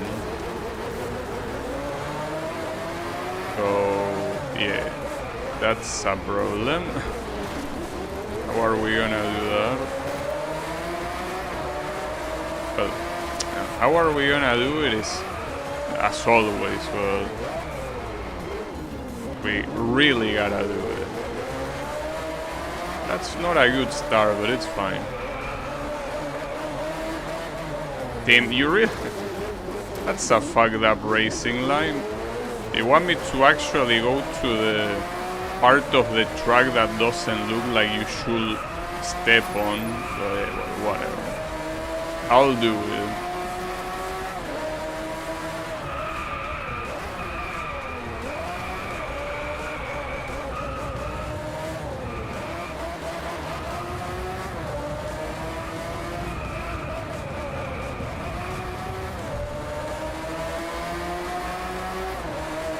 So the color of this car very heavily depends on the illumination it receives. Yes, normally it looks green, but some other times, like, it's a slightly different shade of green, and some other times it looks like even orange or something like that. Also, this McLaren seems like it has a higher top speed than me. Oh, and I'm about to reach the maximum driver level, which is 50. Show no mercy. Wasn't planning on... Oh yeah, this one also gets introduced here, right? The murciélago. Murciélago means bat. Like, you know, the animal. the animal that flies. Yeah, that's what it means. Then you have a lot of colors to pick from. Yeah, that's what that word means. Yeah, surprisingly a very long word. But yeah, it just means that. It just means bat. That's exactly what it means. Alright, wait, hold up. Am I getting paired against the VAC mono? Are those guys really a match for me? Oh, they are all of the roofless cars. Yeah, but I mean, I repeat the same question. Are they really a match for me? Maybe. Ouch.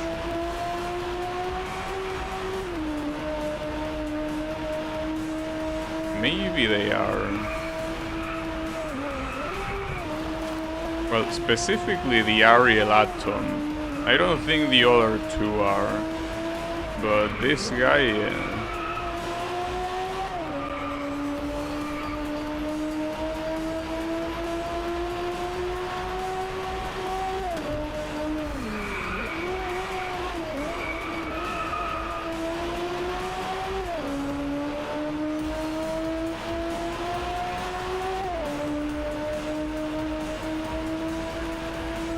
The thing about the Ariel Atom is that it has insane acceleration, so every time there is a corner exit, it's gonna be hard to catch him. But it's also not like he's slow, like he doesn't have bad top speed, so it's a little bit of a tough opponent.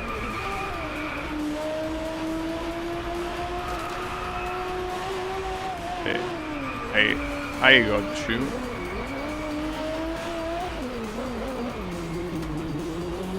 At least thankfully these very slow corners are in a downhill. I remember when I tried to do these corners in an uphill and they are always so hard to do them.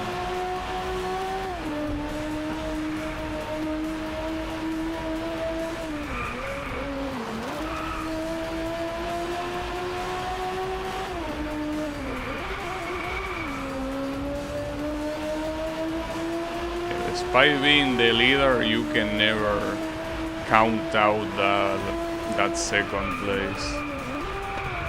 Second place is even getting closer. Never count it out.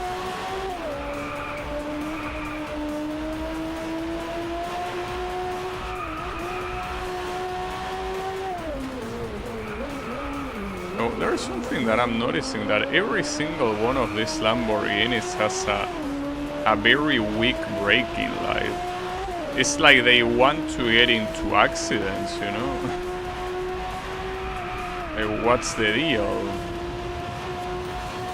The point of the braking lights is to tell your opponent that you're slowing down, so that way neither of you get killed in an accident. But yeah, it seems that these Lamborghinis are... Oh, I got 50. Wait, is 50 not the mats? I got the Evoluzione. That's the last car you unlock? But wait, there was more... It's called Welcome to the Limit, right? So why does it let me keep leveling up? It's supposed to be the final level, right? Like, what else is there afterwards? I don't know. I mean, maybe there are just more levels that don't do anything, that are just there to, like, brag. Like, look, I'm level 99. You know, I'm pretty sure 50 is the last one, though. That's a very disappointing car to have as the last one, right? I mean, it's a Ferrari, but feel like you have enough Ferraris in this game that look a lot better than that one. Even if performance-wise it's super good.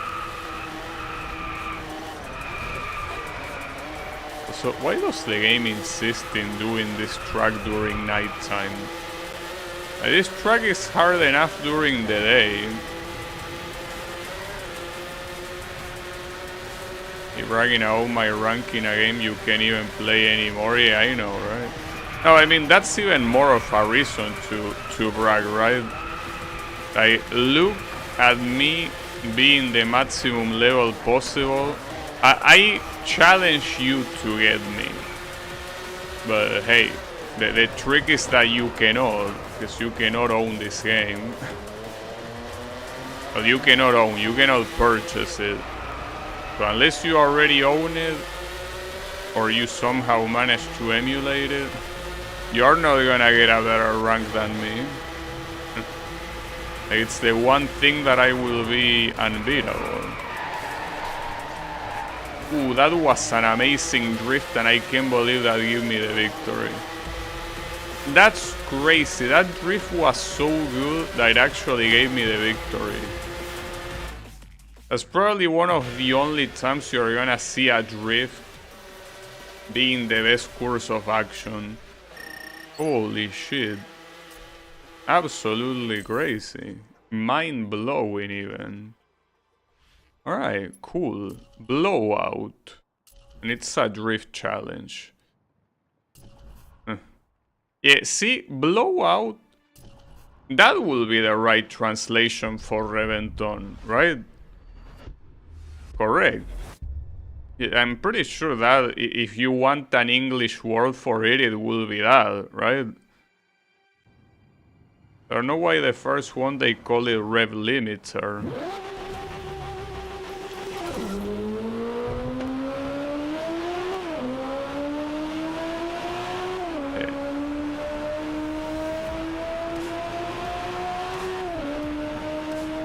Now that's a lot of points that this thing requires. Can I really get them? Well, not if I do that, clearly. Maybe. Also, I'm still surprised that the Nissan cars haven't showed up yet. I mean, I'm not surprised that they haven't shown up in the Lamborghini tour, but I'm saying that we're getting to like the final tours and the Nissans have not showed up yet. So I don't know what they are waiting for. They are taking a long ass time. I mean, you gotta understand that before this, there is essentially no Japanese car at all.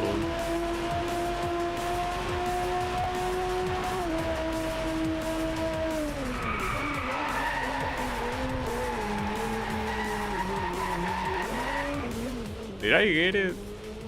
For 4 points. Go suck a cock. God damn it, that was so close. Very, very close. It's okay, I'll get it on the next one. Just like I got one of the objectives by 1 point, I guess it was bound to happen that I will not get one of the objectives for a very small difference, right? It had to.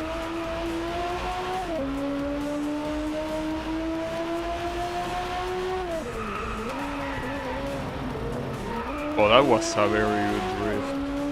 Though I'm not sure what drift you're supposed to do here. Like, it's a very short section. I guess you can do something like that. But what's the most important thing is that in both the first and the last drift zones that you get a very high score.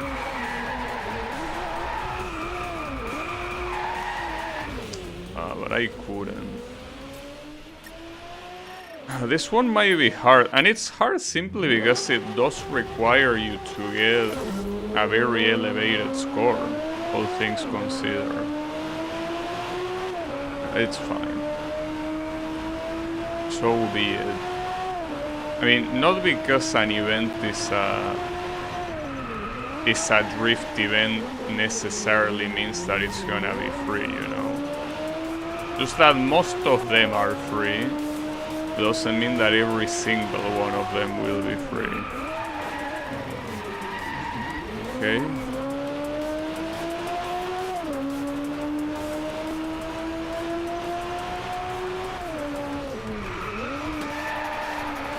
Nice. Okay. Unfortunately, regardless, the final drift has to be at least, like, it really has to be 3,000. I don't think you can settle for much less than that. Okay, that works.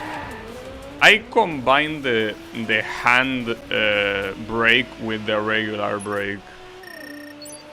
Like, when I saw that the car was kind of stabilizing, I used like both at the same time to make sure that it kept drifting. Alright, lineage. With the murciélago, okay. Sure. Can pick a different color though.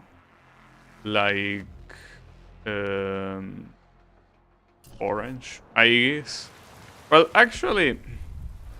since this thing is meant to be a bat, I think that the most fitting color will be black.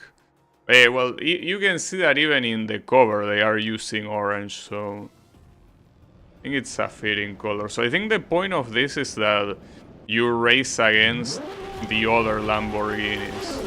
So you're supposed to stay in top 5, and not only that, you're supposed to win as well. So yeah. You better not fuck this up, right?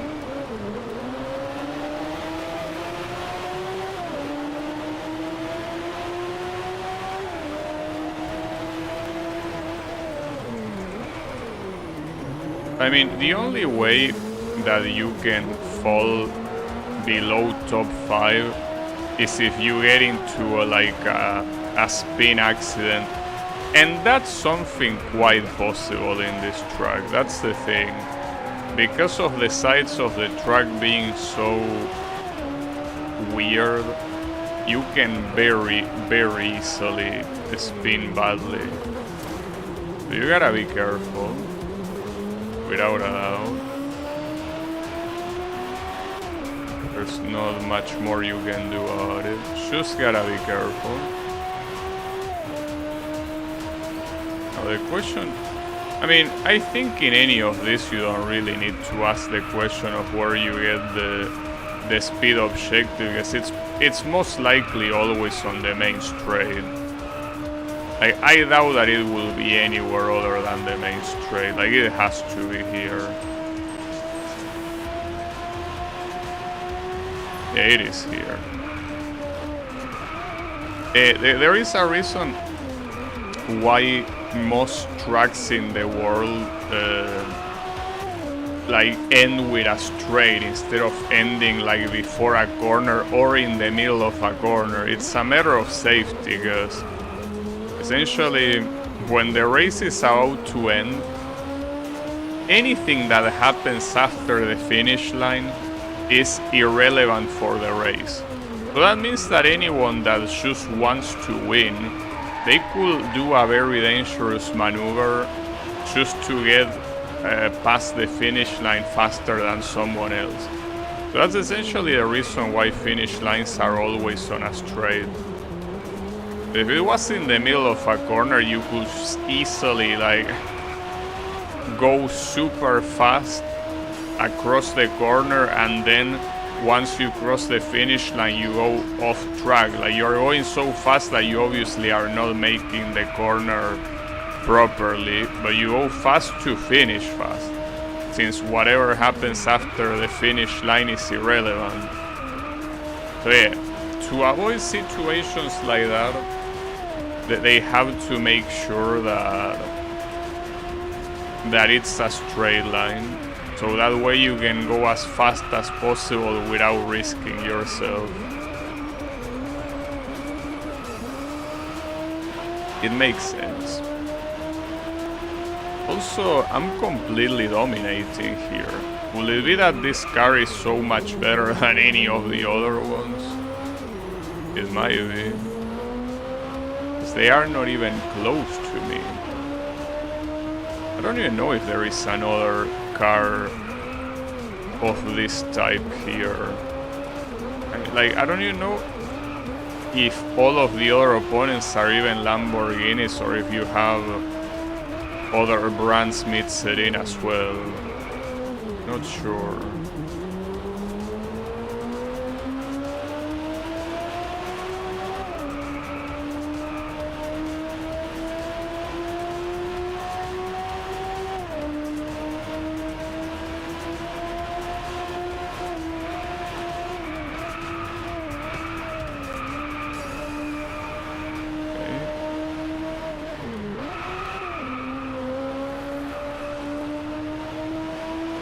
Yeah, that was very free.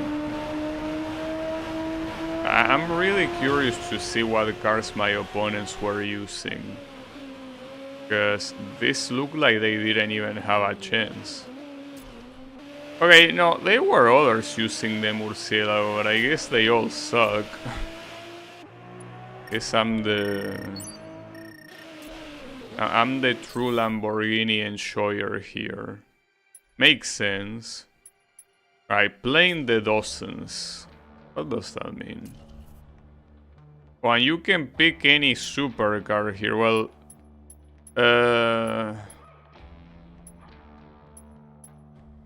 I could go for Avent. Like, I think of the Lamborghinis, because obviously I'm not picking these shits. I'm picking a Lamborghini, but seems like the best one for super class is either the Murcielago or the Aventador.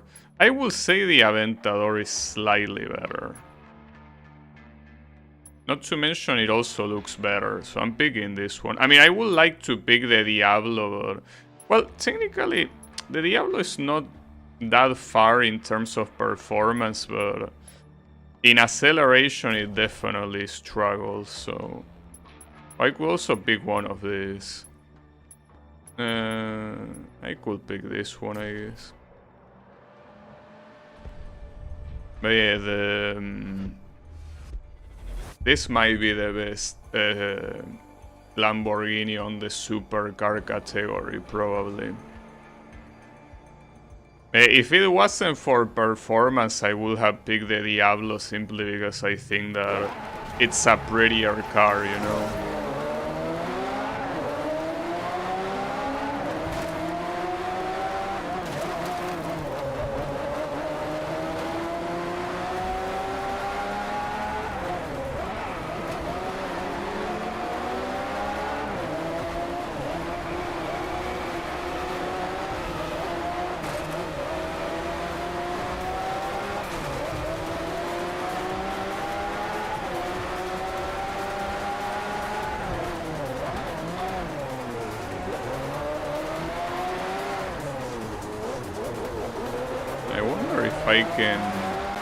If I can beat a third tour today, because I will have to do a 3.5 hour stream if I were to do that.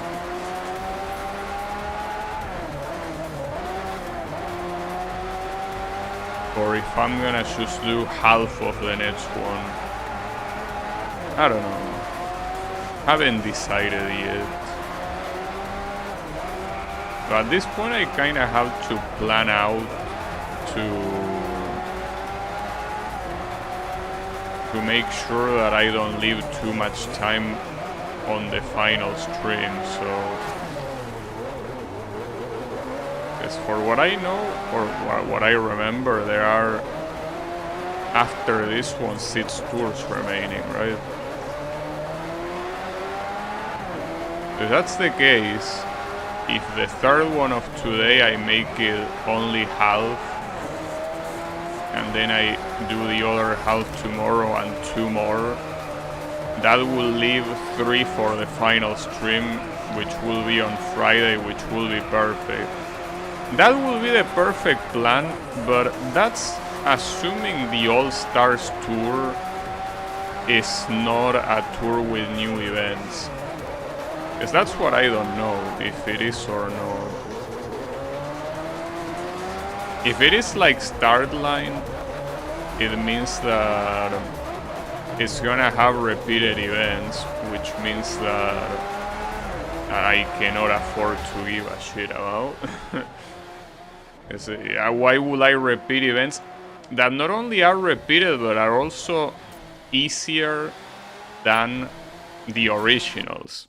Because it's supposed to be for like new players, so why would I do that?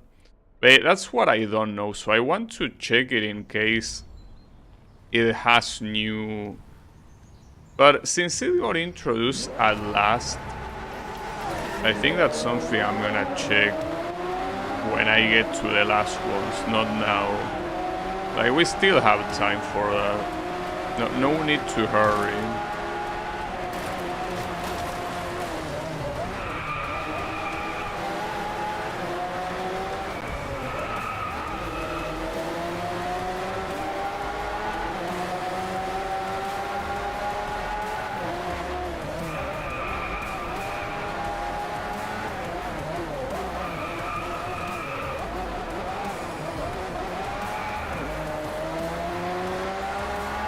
There's also a face-off here that you only have one attempt for. Well, I'm seeing it in the minima, but I think that looks further than... Well, it's not that far, actually. And it's supposed to... Okay, that's a very dangerous section to do a face-off. It's in a fast section, but it's right before a corner that... If you do at full speed, you can very easily get into an accident. But I'm not so sure how nice of an idea this is gonna be. But it cannot be that long, right?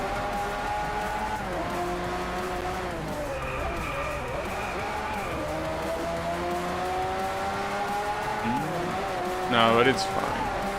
It gives you a lot of leeway, and I'm assuming it gives you that much leeway in case you pick a car that might not have as good speed as this one. So then again, see, like, you're in a Lamborghini tour, why would you pick a Ferrari or a McLaren like they allow you to pick, right? Like, come on, dude. This is between Lamborghinis. It's supposed to be exclusively about Lamborghinis and nothing else. No one else is allowed. Even if Ferraris from the same, family, because they are all Italian. No, it has to be Lamborghini. Alright. That was pretty free as well.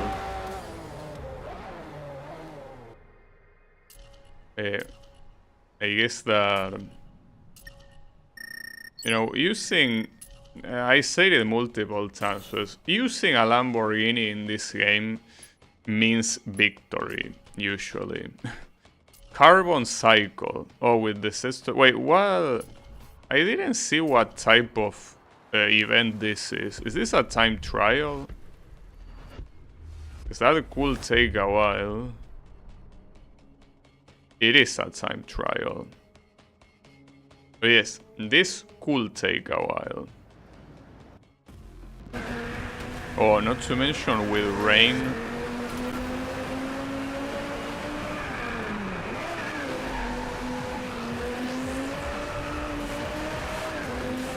And in a track that doesn't... Oh, this is definitely not an easy track.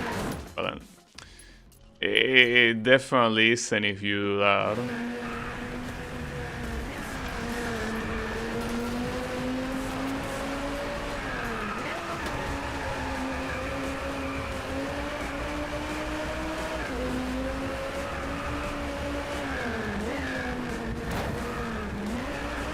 Doing that chicane is hard. Because you want to do it fast, but you very easily lose control.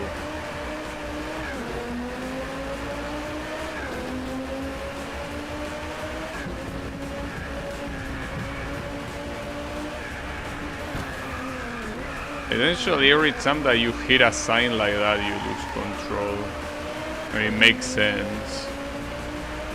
As much as as a lot of racing games got you used to the idea that random obstacles in the road have no weight, they do have weight.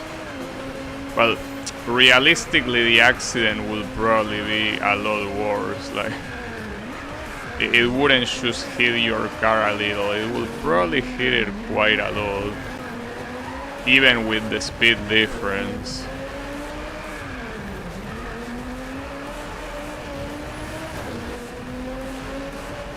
Oh, damn it. That's not gonna be enough.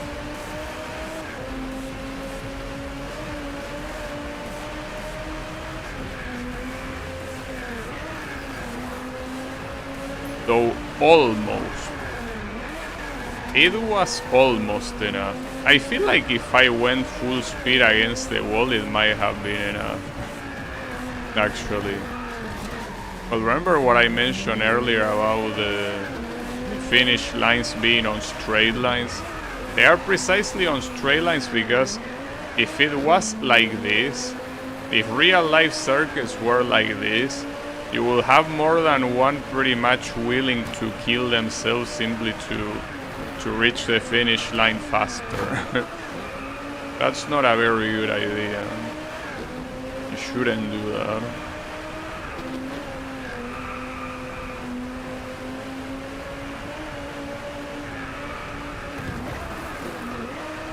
Okay.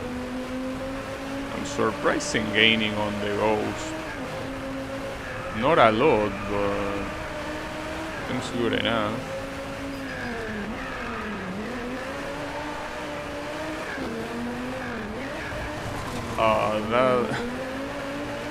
That wasn't a good way to the corner, but somehow I'm still in control. Wow. Okay, well, that was quite a miracle.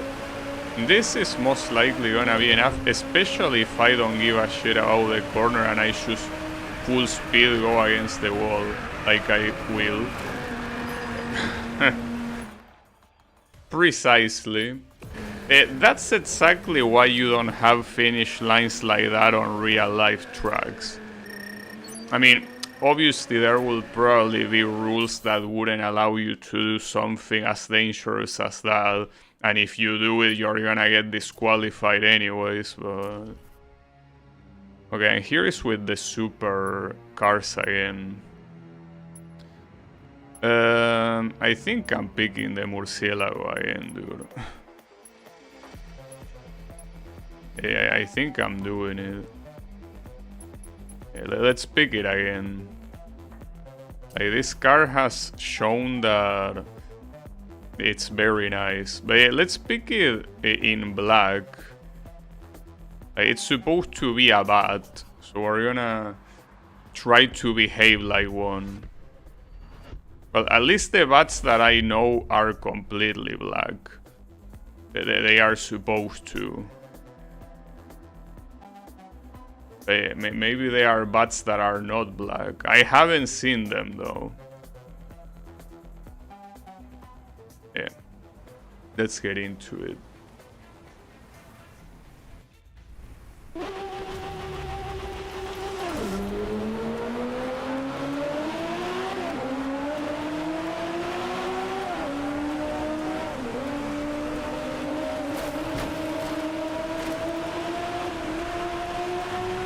Like the fact that the asphalt is wet, but it's not raining, so it's like it rained before the race, and it's still wet. That's a pretty cool, like, surface, right?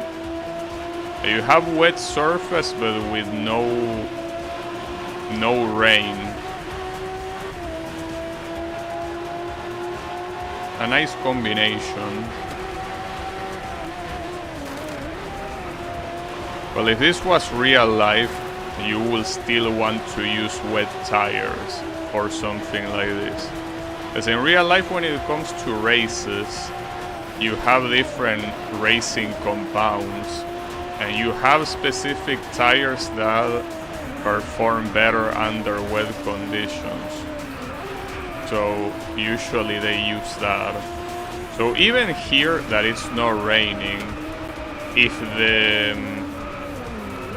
the track is this wet, you have to use wet tires. I mean, eventually as the track dries, and assuming it dries before the end of the race, you most likely want to switch, because using wet tires on a dry track is like asking for a very bad accident.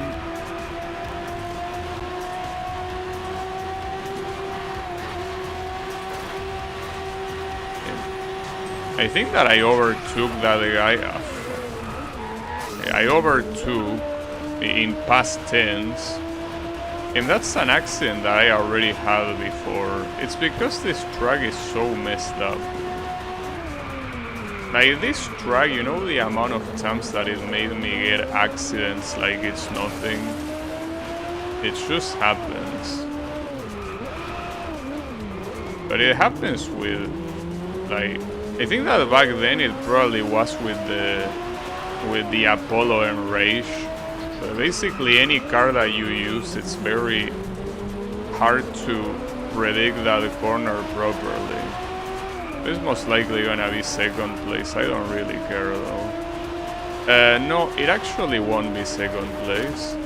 And not to mention that the time objective I also have it. Damn, that time objective is free. Yeah, that's okay. And that car is not that I was faster than it because my car is faster. It's literally the same model that I'm using. So I guess he wasn't feeling like stepping on the accelerator, I guess. I mean, sure, if you don't feel like it, maybe you are scared, that's fine. I mean, driving this beast is not for everyone, you know? Well, if I had to do it in real life, I would have already shit my pants multiple times. But yeah. And not many people in the world get the chance to drive something like this, and much less at these speeds.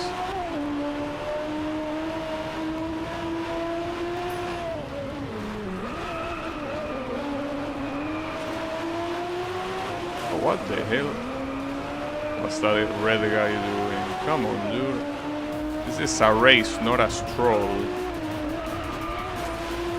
Try to behave like you're in one.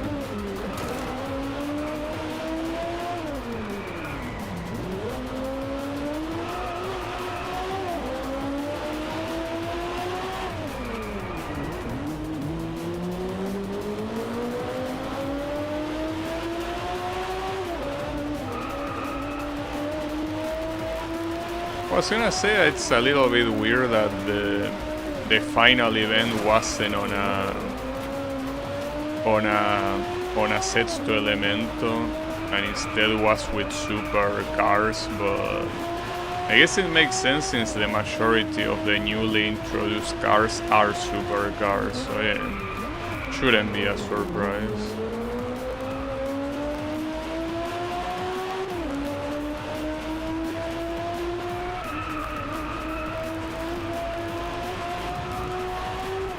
I got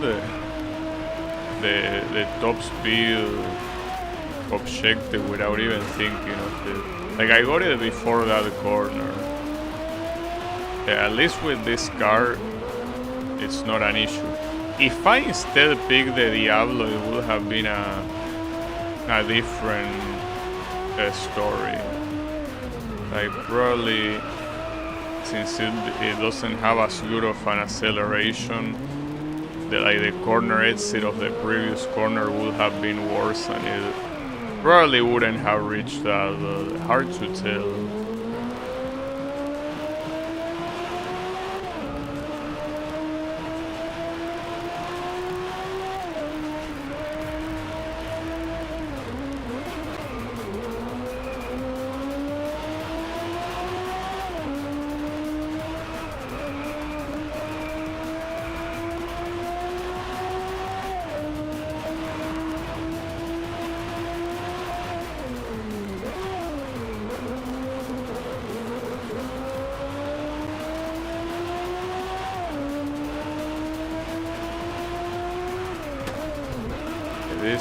these races should not be a struggle.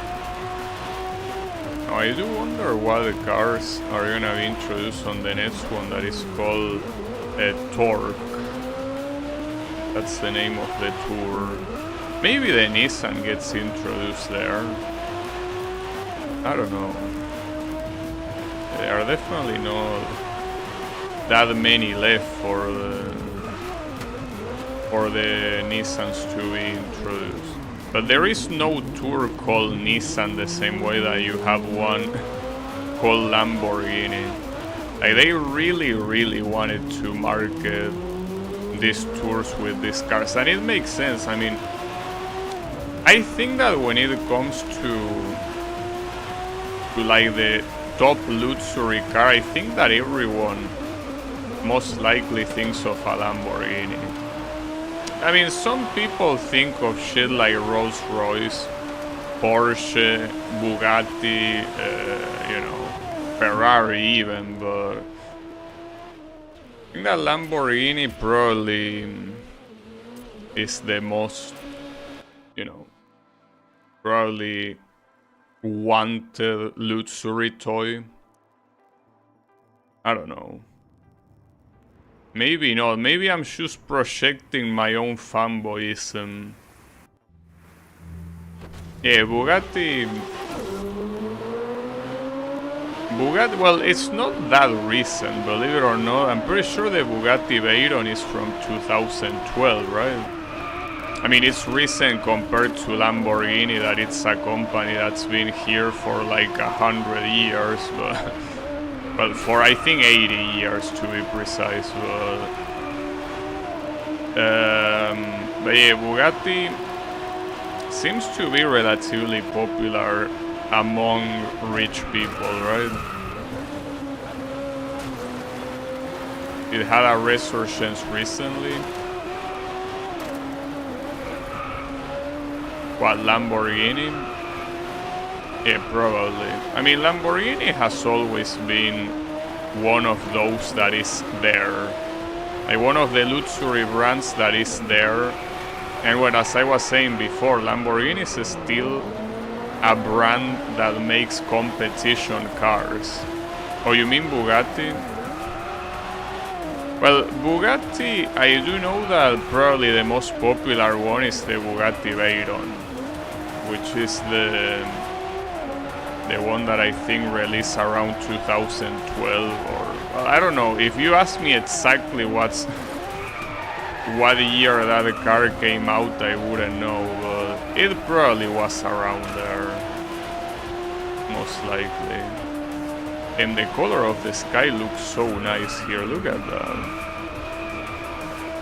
It's such a nice color. But yeah, I think that, you know, that I don't remember if this game had a Bugatti or not. I remember Gran Turismo 6 having a Bugatti, but this game, like, part of me thinks that it has one. But if it had one, I would have seen it on the main tour, and I didn't see it, so maybe I made that up in my... No, maybe I confused it. No, but Need for Speed Rivals, I don't think it has a Bugatti either. So am I simply confusing it with Gran Turismo 6? Because that game had one 100%. It wasn't the only game that I played that had a Bugatti as a playable car.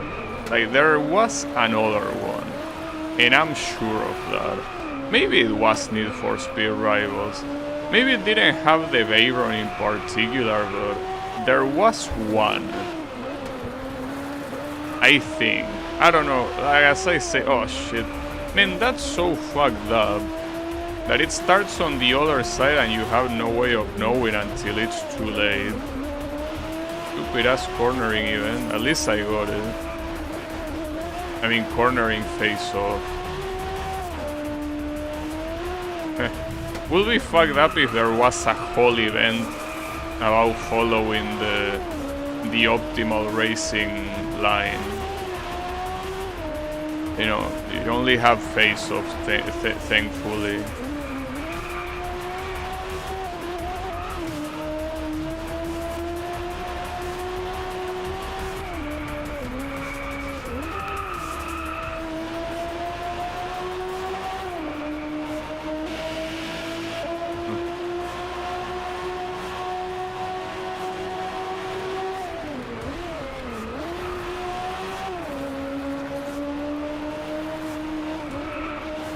I guess some of these guys really want to get me, huh? But you won't. Because I'm a bat. You know that bats prefer the night.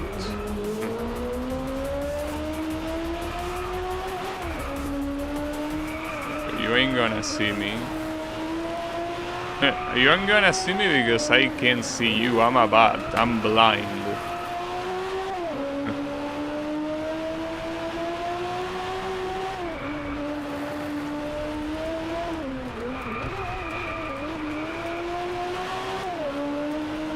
Well, theoretically, I don't think bats are literally blind. I think they can see, just that not very well.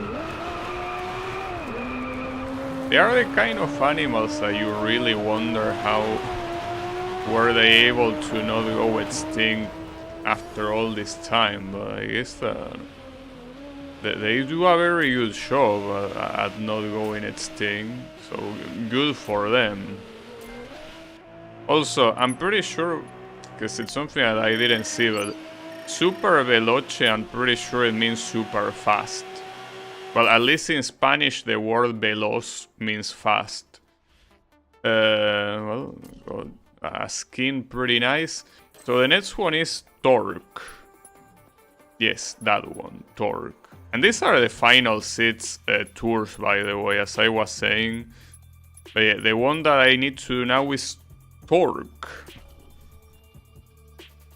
So what's the theme of this? Like, at torque, I didn't know what torque mean, but torque is a mechanism that makes something rotate. So wouldn't that apply to like every single engine, right? Isn't that... This one is called Norse code. It's supposed to be a wordplay of Morse code, but since we are in Norway, it calls it Norse code. Get it? Amazing pun. Actually top tier. No, not really, but why is it called like that? What does this have to do with Morse code? Is it because the Audi logo looks like it could be Norse code? Because it has like 4 dots? Or what is the reason?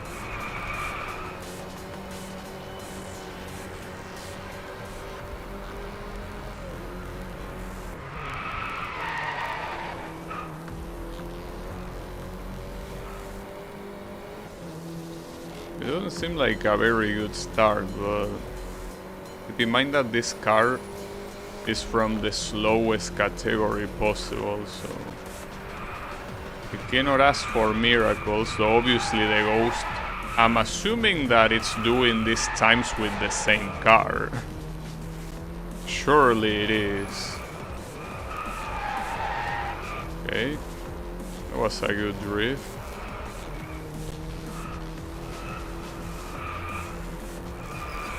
And that was a very good racing line that I took there.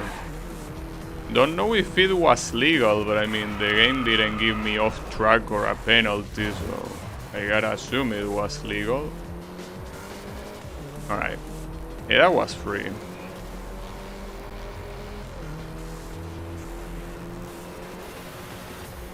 I don't like when I see a slow car in one of these DLC tours. It kinda... I take it the wrong way, you know? I want to see fast cars.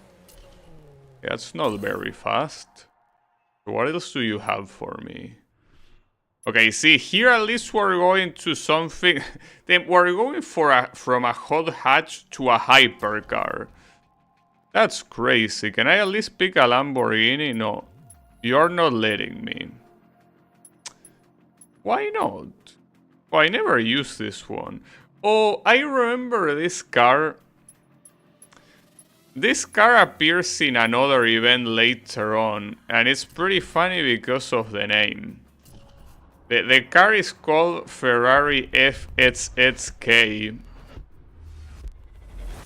And there is an event, I don't remember exactly in what tour, that is called Fast as FXXK.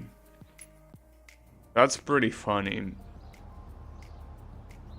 But yeah, the point is that I think this car doesn't get introduced here. Like, it appears later, but I mean, who cares? I'm gonna use it regardless. I mean, not like I have a lot of attachment with any of the other cars anyway, so might as well use this one. Might be the fastest car in the game, even. I'm not sure about that, but I wouldn't be surprised if it was indeed the fastest one. But that's quite a change from that slow ass Audi to this. That's quite a change. So even if it is the fastest one, might not be the best one to handle. Hard to tell. Seems that on very slow corners it struggles, but at the same time the track is wet, so who knows. Okay.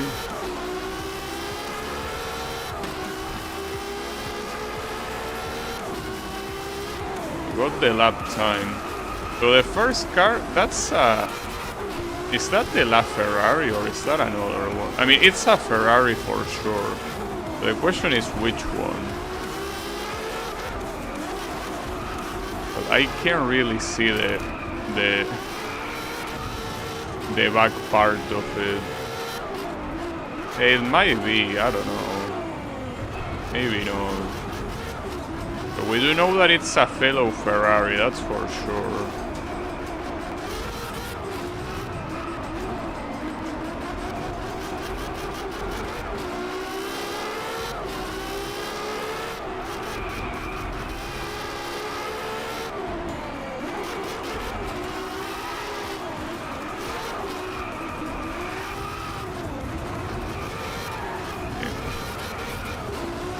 I do struggle with the slow corner exits. Likes to drift a lot.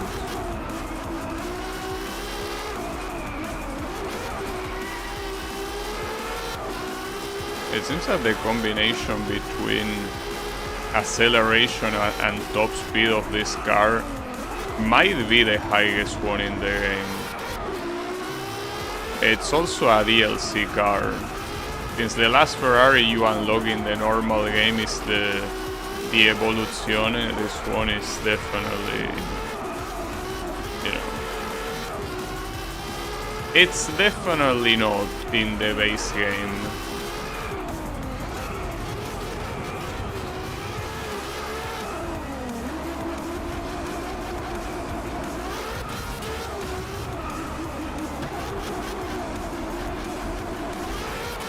I don't know why it didn't let me pick a Lamborghini here. Maybe since the previous tour was Lamborghini icons, it didn't want to feel repetitive. Guys, keep in mind that Lamborghini icons and Torque release on the same update.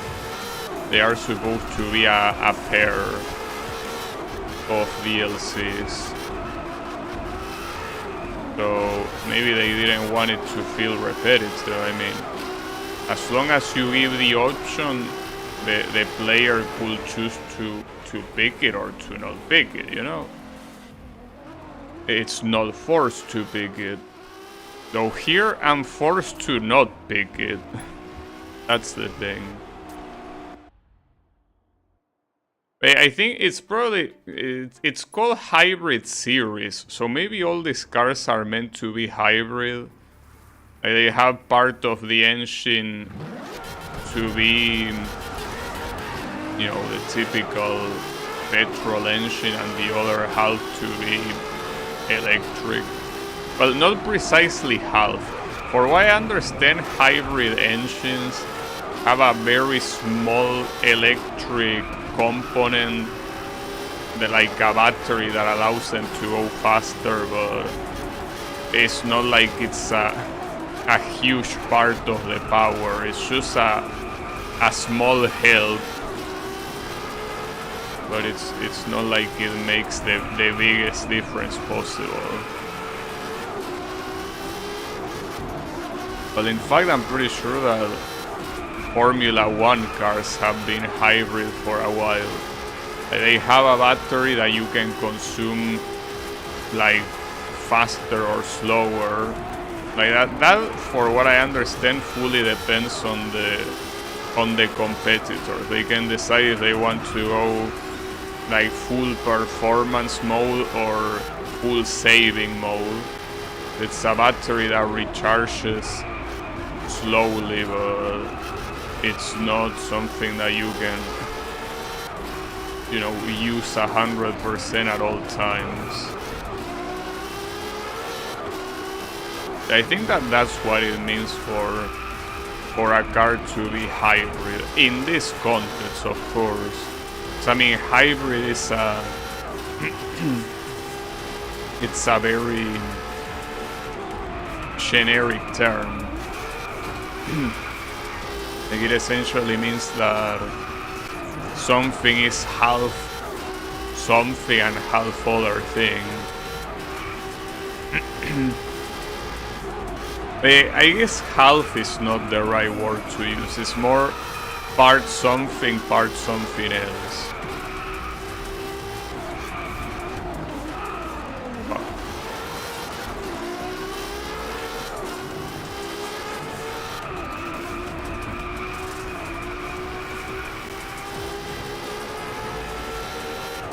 Well, despite those very bad maneuvers that didn't go badly, though that was also a very short race. It was less than 2 minutes and a half. Right, so now I'm level 51. And apparently, okay, so I guess they added that later. Like, it wasn't there at the beginning of the game, but later they added more levels for people that kept playing the game, so they have something to look forward to, I guess. It is an electric car. Was this the one electric car that did the insanely loud noise? Right, like, wasn't it a Citroen? Well, if it is that car, I will recommend you to lower your volume.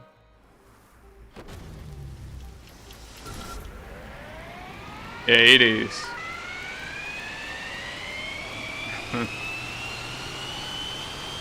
For some reason, every electric car in the game is pretty much mute. Like, it doesn't make a noise. But this one wants to, you know, this one is an attention whore, pretty much. Really wants you to listen to him. It wants your attention.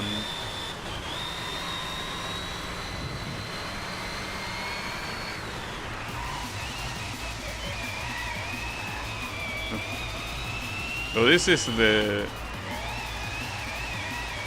one tour that it gets introduced on. That was also free, by the way. Okay.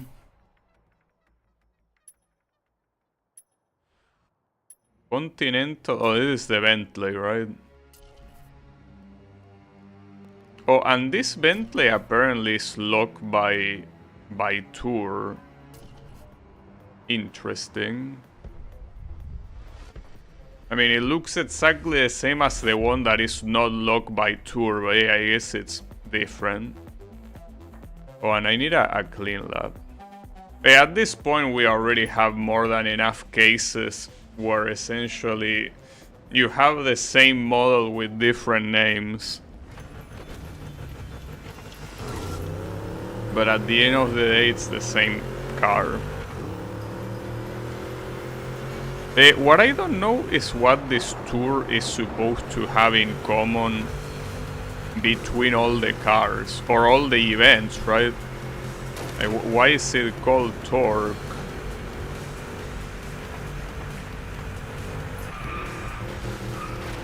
I don't know. Huh.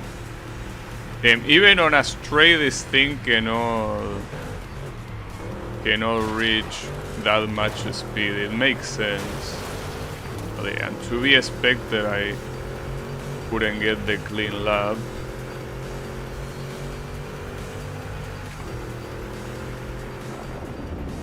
It feels like tours like this are essentially filler. Like, the highlight of the update where this tour release was clearly the Lamborghini icons. And they had to put another tour as a filler. And they put this. So far it really doesn't seem that it adds anything out of the ordinary, you know? So no, you're not allowed to pass.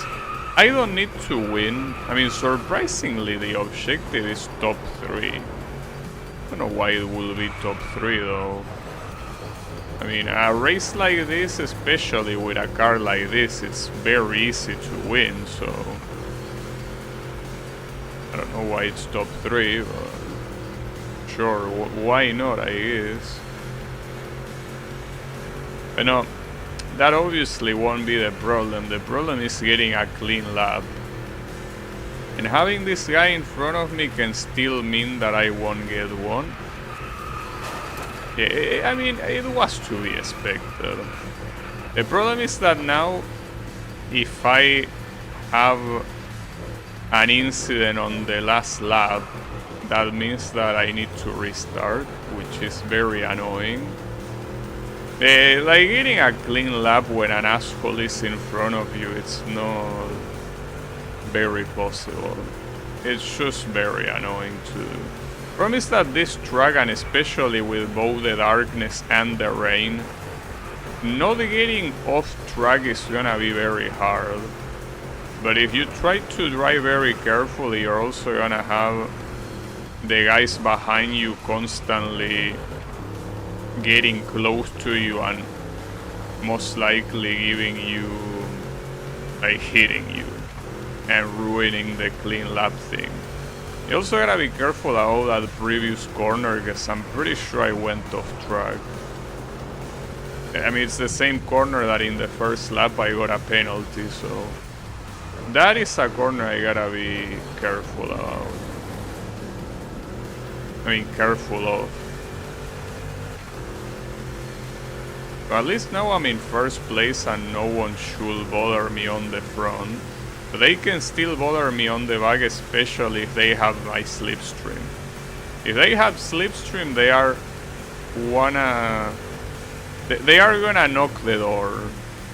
And I don't wanna let them in.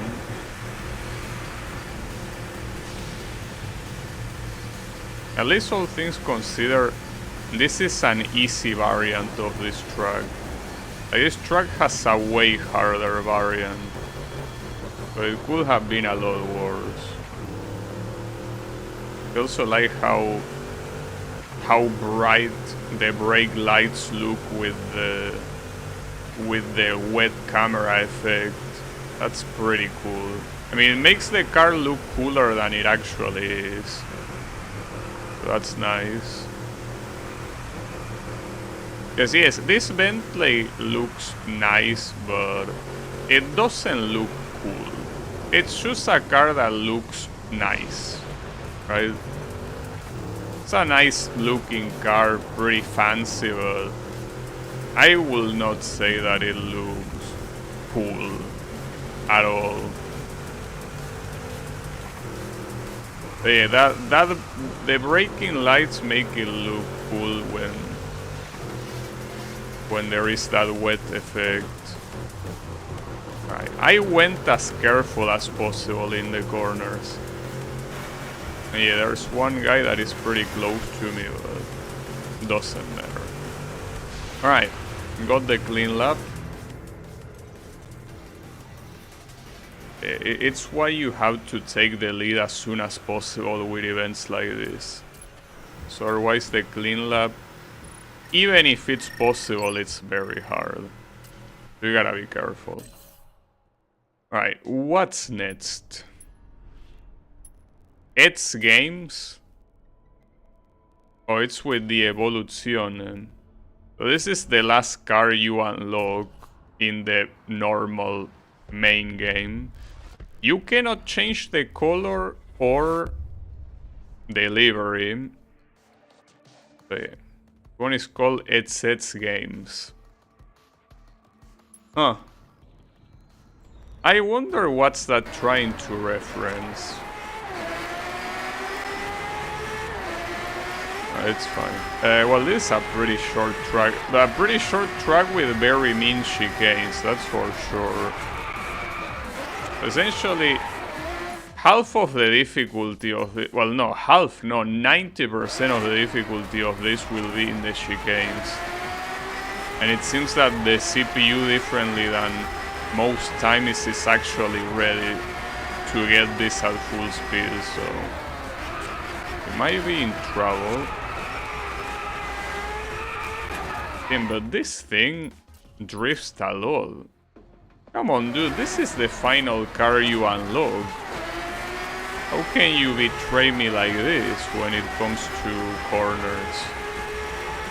A track impact my ass.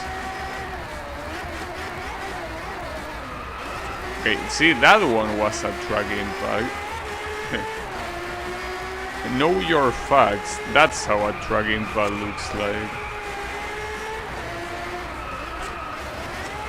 Well, track impact or not doesn't matter.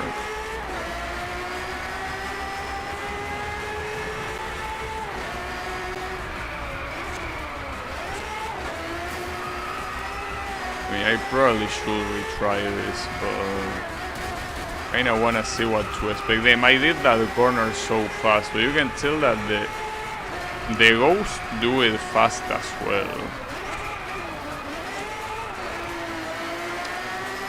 You know that I have the slight memory of this time trial. I feel like I have a very faint memory of it. And that means that it was a very hard one to beat. Because I feel like I remember try-harding these chicanes like crazy. So that might be a problem.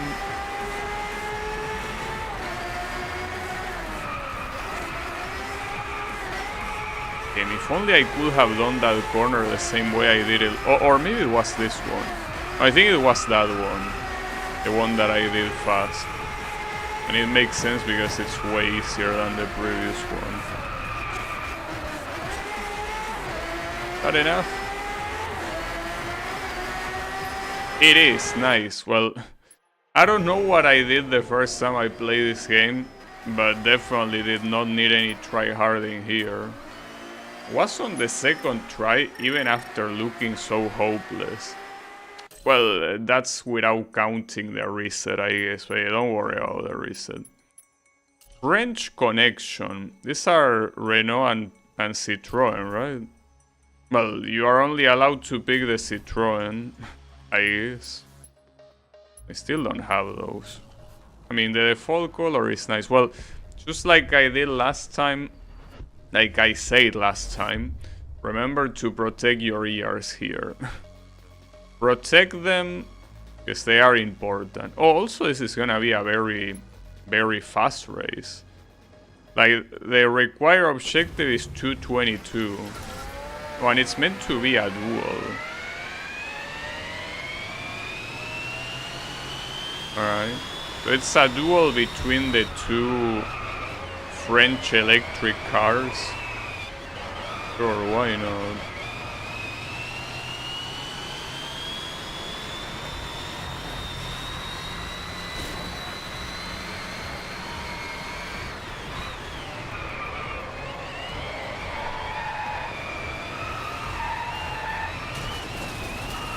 So that guy seems like... But if I do that back and forth, it's not gonna help at all. That guy seems to be pretty far.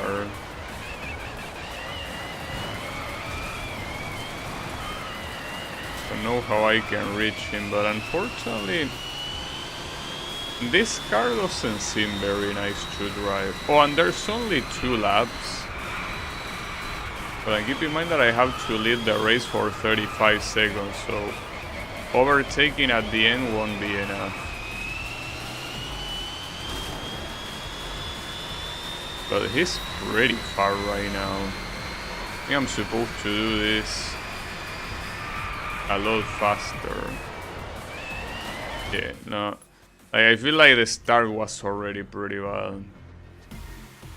Okay, try again.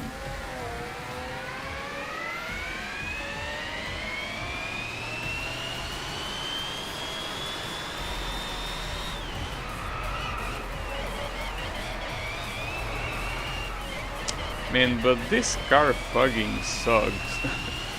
It cannot get out of a corner without drifting.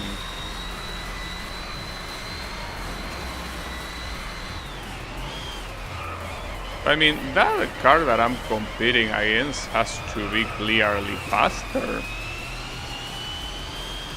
Because I'm not even close, and even if I didn't do those corners perfectly, it's not like I had that much time to...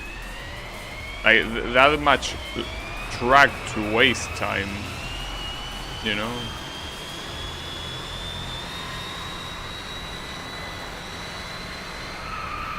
I don't know where to get the advantage here.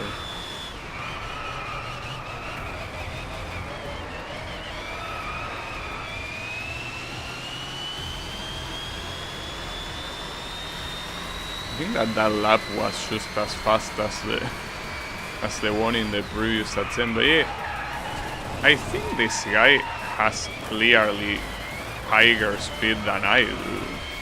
So unless he gets into a premeditated accident, I'm not overtaking this guy.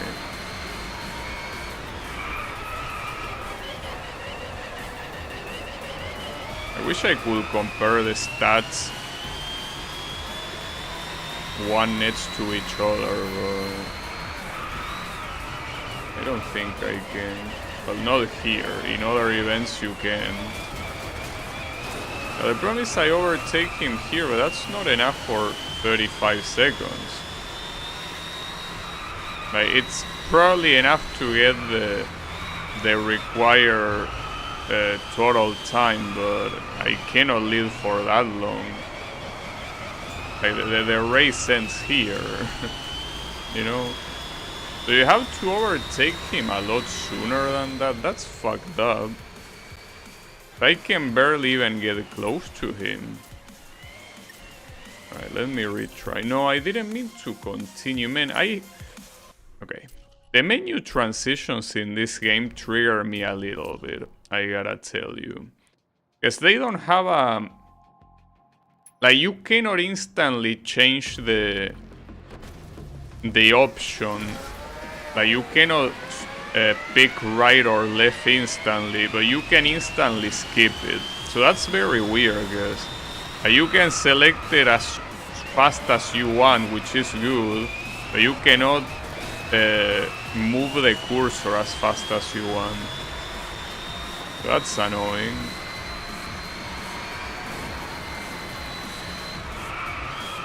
I mean, it already happened multiple times. Every time that I try to hit restart and the game doesn't register my right input, so I end up like putting continue, which does absolutely nothing.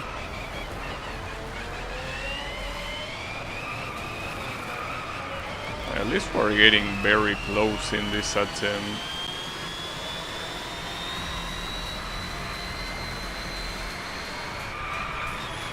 Maybe it was just a matter of familiarity with the track and that's it, but I don't know. But I'm on the lead now. Problem is that, yeah, as you can see, he certainly is faster than me as a car. Like, his car is faster than mine, but all I need is to maintain the lead a couple more seconds. I don't even need to win since I already won. I mean, I'm most likely gonna do it anyway.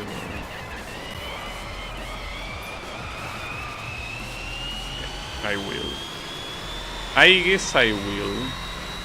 But win and also get the objective time too, obviously.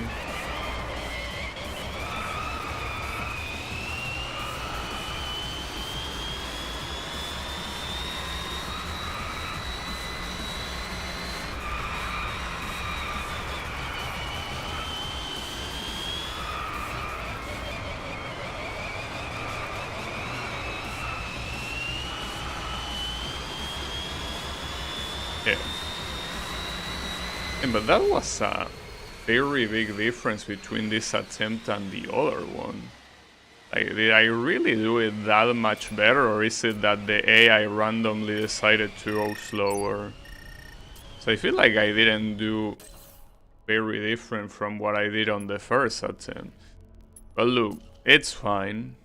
So here we have the atomic theory with the Ariel atom. Pretty funny. I never changed the color of this thing, so I guess I could do it. And why not? Let's make it black and white.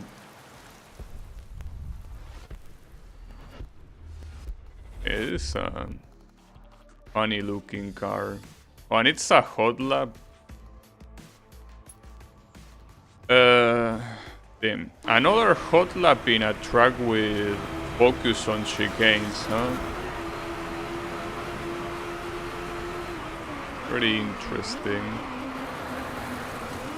The problem, yes, that's the problem with this car.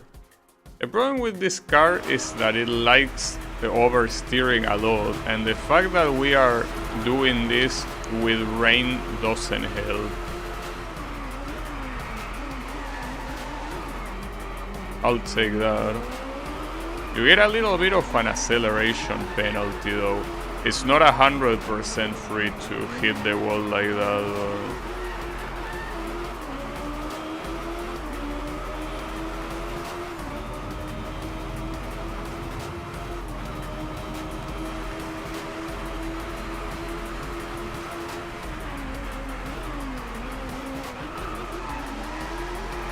I guess you kinda have to play with the drift, bro.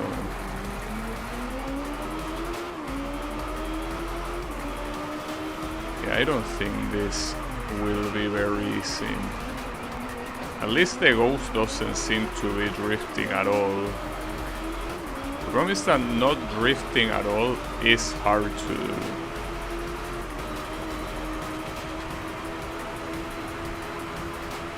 And of course he does that chicane at full speed, as you would expect. There's no reason not to do it at full speed. There goes Gabi. But man, I tried to brake earlier and that happens. God damn it.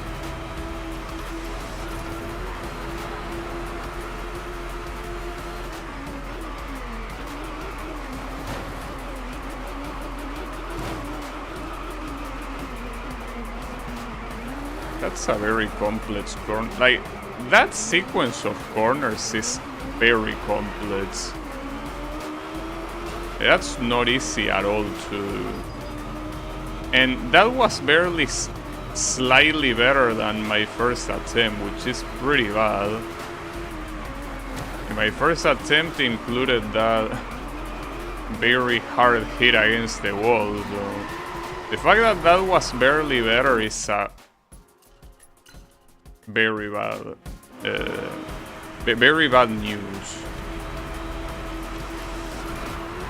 We might be here for a while. If it was any other car, But this one unfortunately has that issue. It's fine.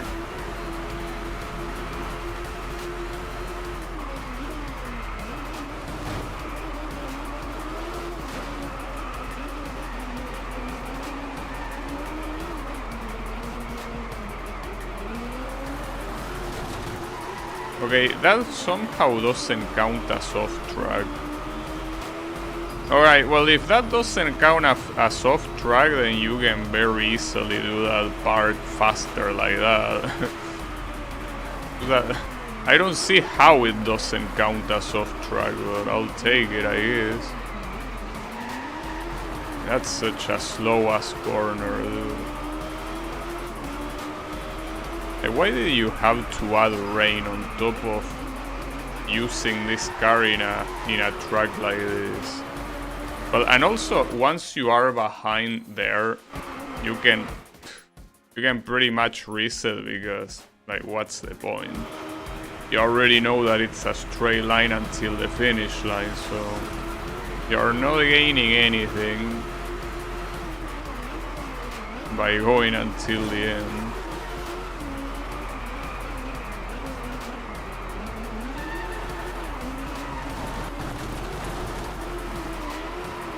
What the hell, dude? Like, this car is barely even letting me control it. It's like I'm merely suggesting things to the car, and the car does whatever it wants. It will consider taking the suggestion, but if he doesn't want to, he won't. Very fucked up. It's almost impossible to control. And I already knew that, but in a time trial where you're supposed to be precise, it's a very bad idea to use a car like this. But we don't have a choice, it has to be with this car.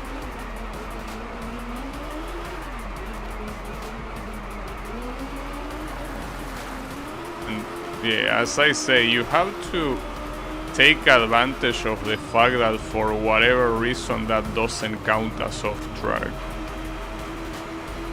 Well, I don't know if it counts as off track, but it doesn't count as a penalty. That's what matters. Which means that you can just do it and not lose time. And final corner is this one.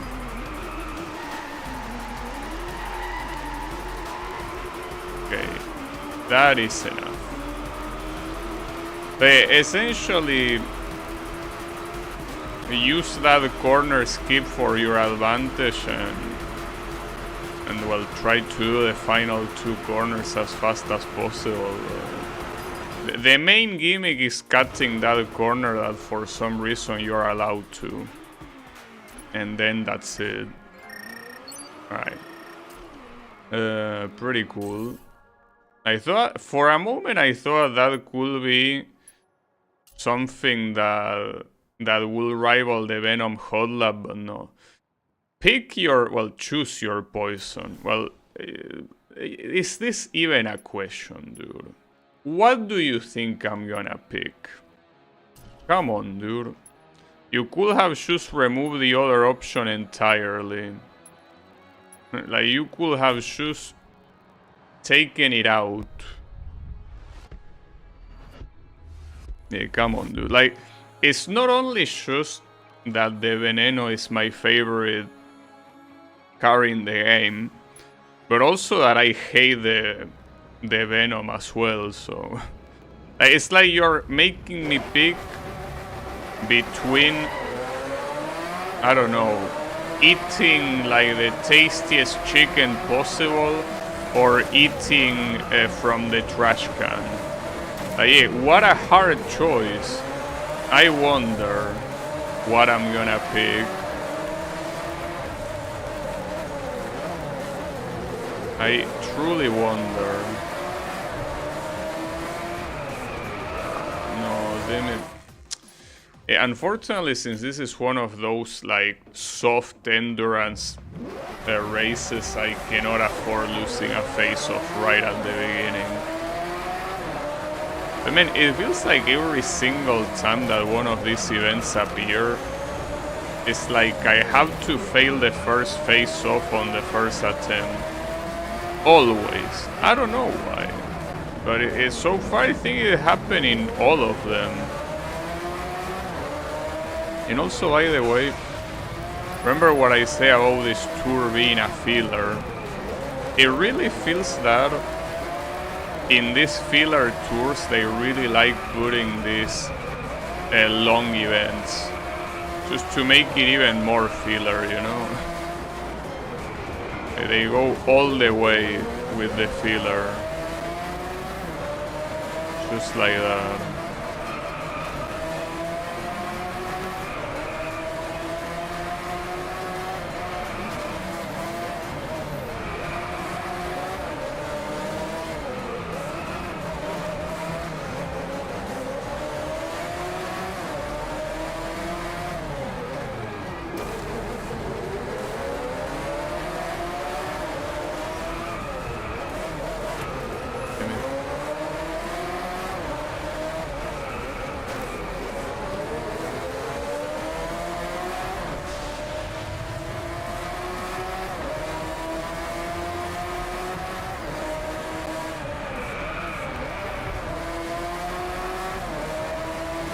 At least the time objective I got it on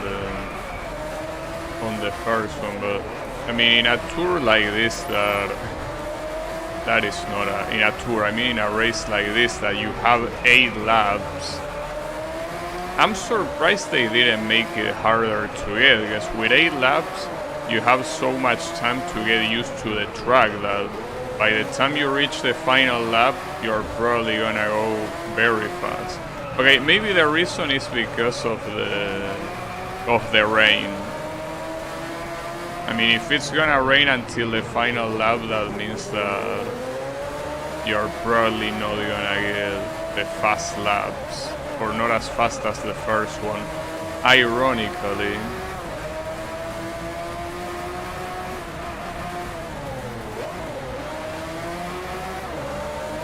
I also think that I should make this one the last event for today, because tomorrow is a day that I probably will not be able to do a stream longer than 3 hours.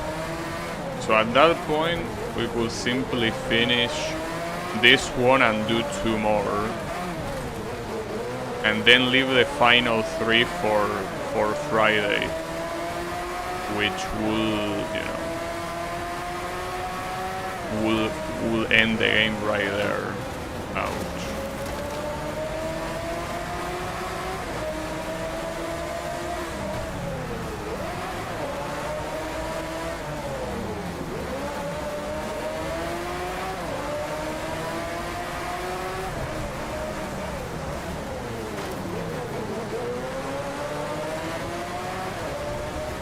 I was out to ask where was the face of it was an average speed face-off at the beginning of the lap.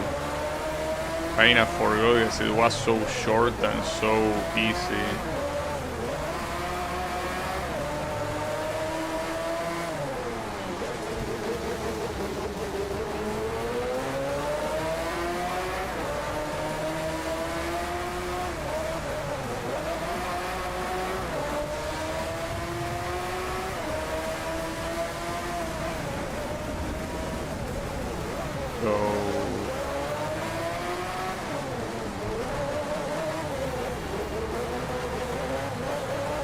I don't think that the remaining face-offs are gonna be that big of a deal.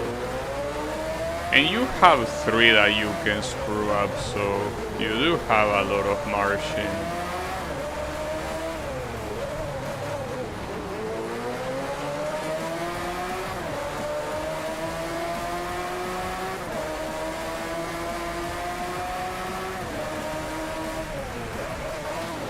That final corner, I gotta do it slower. taking it as if you needed to go full speed, but it's an actual corner. Just that the green flags make me think that it's not gonna be that big of a deal, and maybe it isn't, but you have to brake. Also, the current lap face-off is a drift face-off. I need to drift, it seems. It appears to be the case.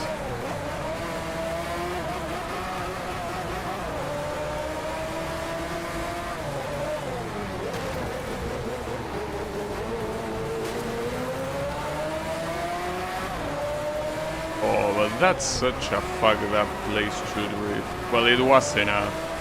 I mean, 400 points for a drift face-off is nothing. You can do it by barely even drifting. I mean, depending on how you take the corner, a corner exit might be considered a drift by that little amount of points, so yeah, that's not a problem.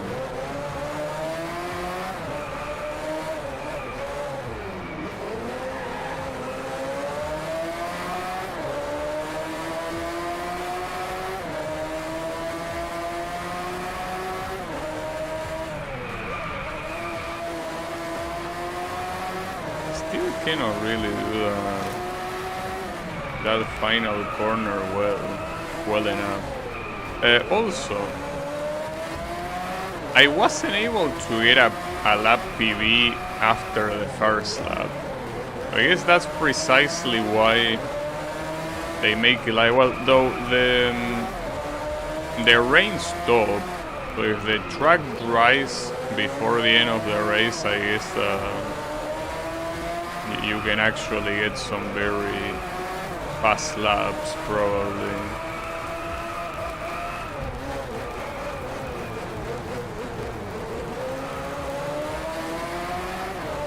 It's also a pretty slow track for using cars like this that are begging to go extremely fast, you know.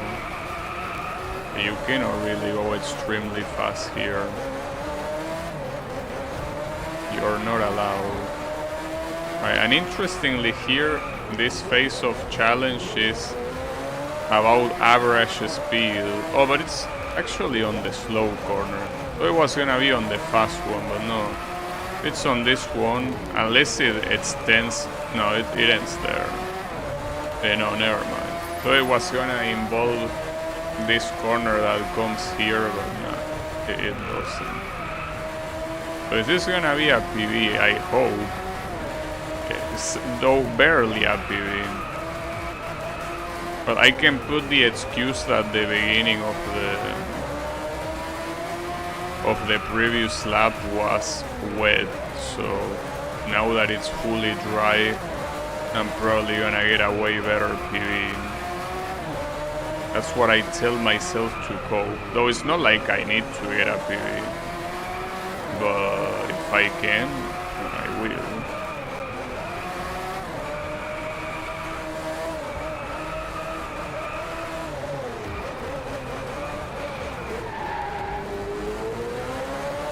Oh, this is another drift face-off. Well, if I try to honor the face-off, we are definitely not getting a PB here. Is it the exact same one? Oh no, this one is a different one. And it's a lot longer. Keep in mind that these drift face-offs are extremely generous. Like, they are not gonna ask you to waste time on beating them. Okay. And this poor car lost so much paint everywhere. I was gonna say on the rear, but no, on the front as well. Damn it, man, I hate that corner. I just cannot do it right.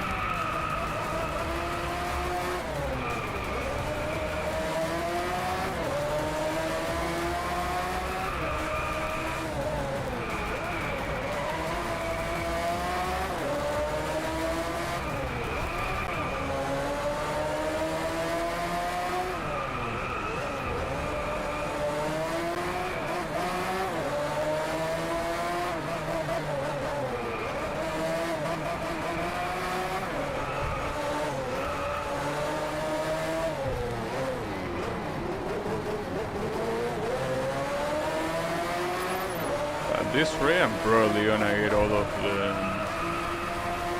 of the face-off challenges. It's not necessary, but I might just do it.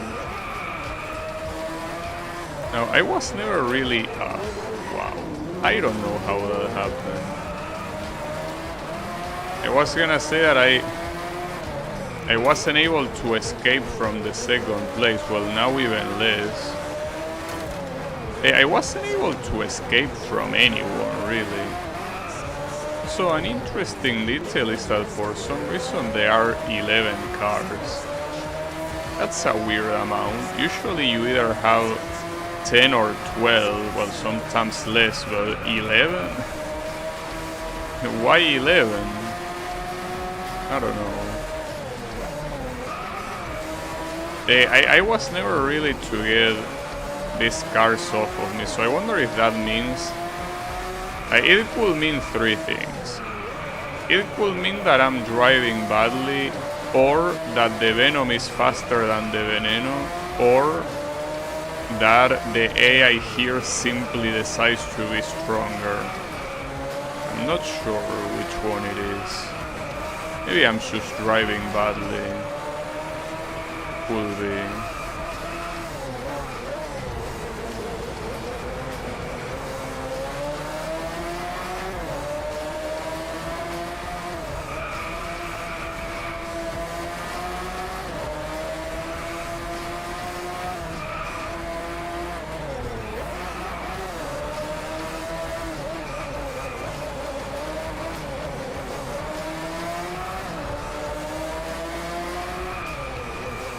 The final face-off happens right at the end.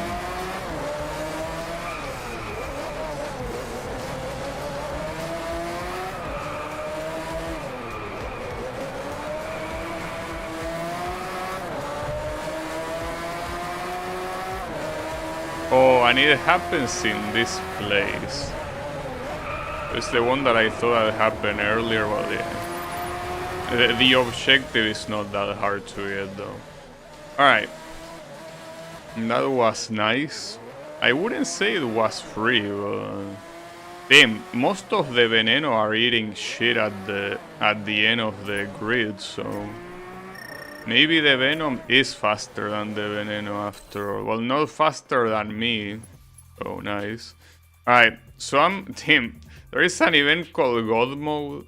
That's fucked up, but yeah. I'm gonna leave that for the next stream. So essentially the next stream, well, these are all... the funny thing about this is that these are all like racing terms, right? Well, or car terms, like torque, RPM, velocity, horsepower. Though tomorrow the idea will be, well, obviously finishing torque, and then I guess we will do RPM and velocity. Those will be the other ones. Seem a little bit generic though. Like, I don't even know what the theme of those tours is gonna be, but they seem a little bit aimless. Though, before I do that, I want to see what the description of All Stars is. It doesn't even have a description. So it's basically only these events. And this seemed to be new. Yeah, like this, differently from Start Line, that is made of events from DLC tours. This one is all new. Alright, so I think that one will have to be the last one. But yeah, there is still time for that. For now, next stream I should focus on these three. But yeah, thanks everyone a lot for watching, and I'll be seeing you on the next stream. So have a good one, and take care.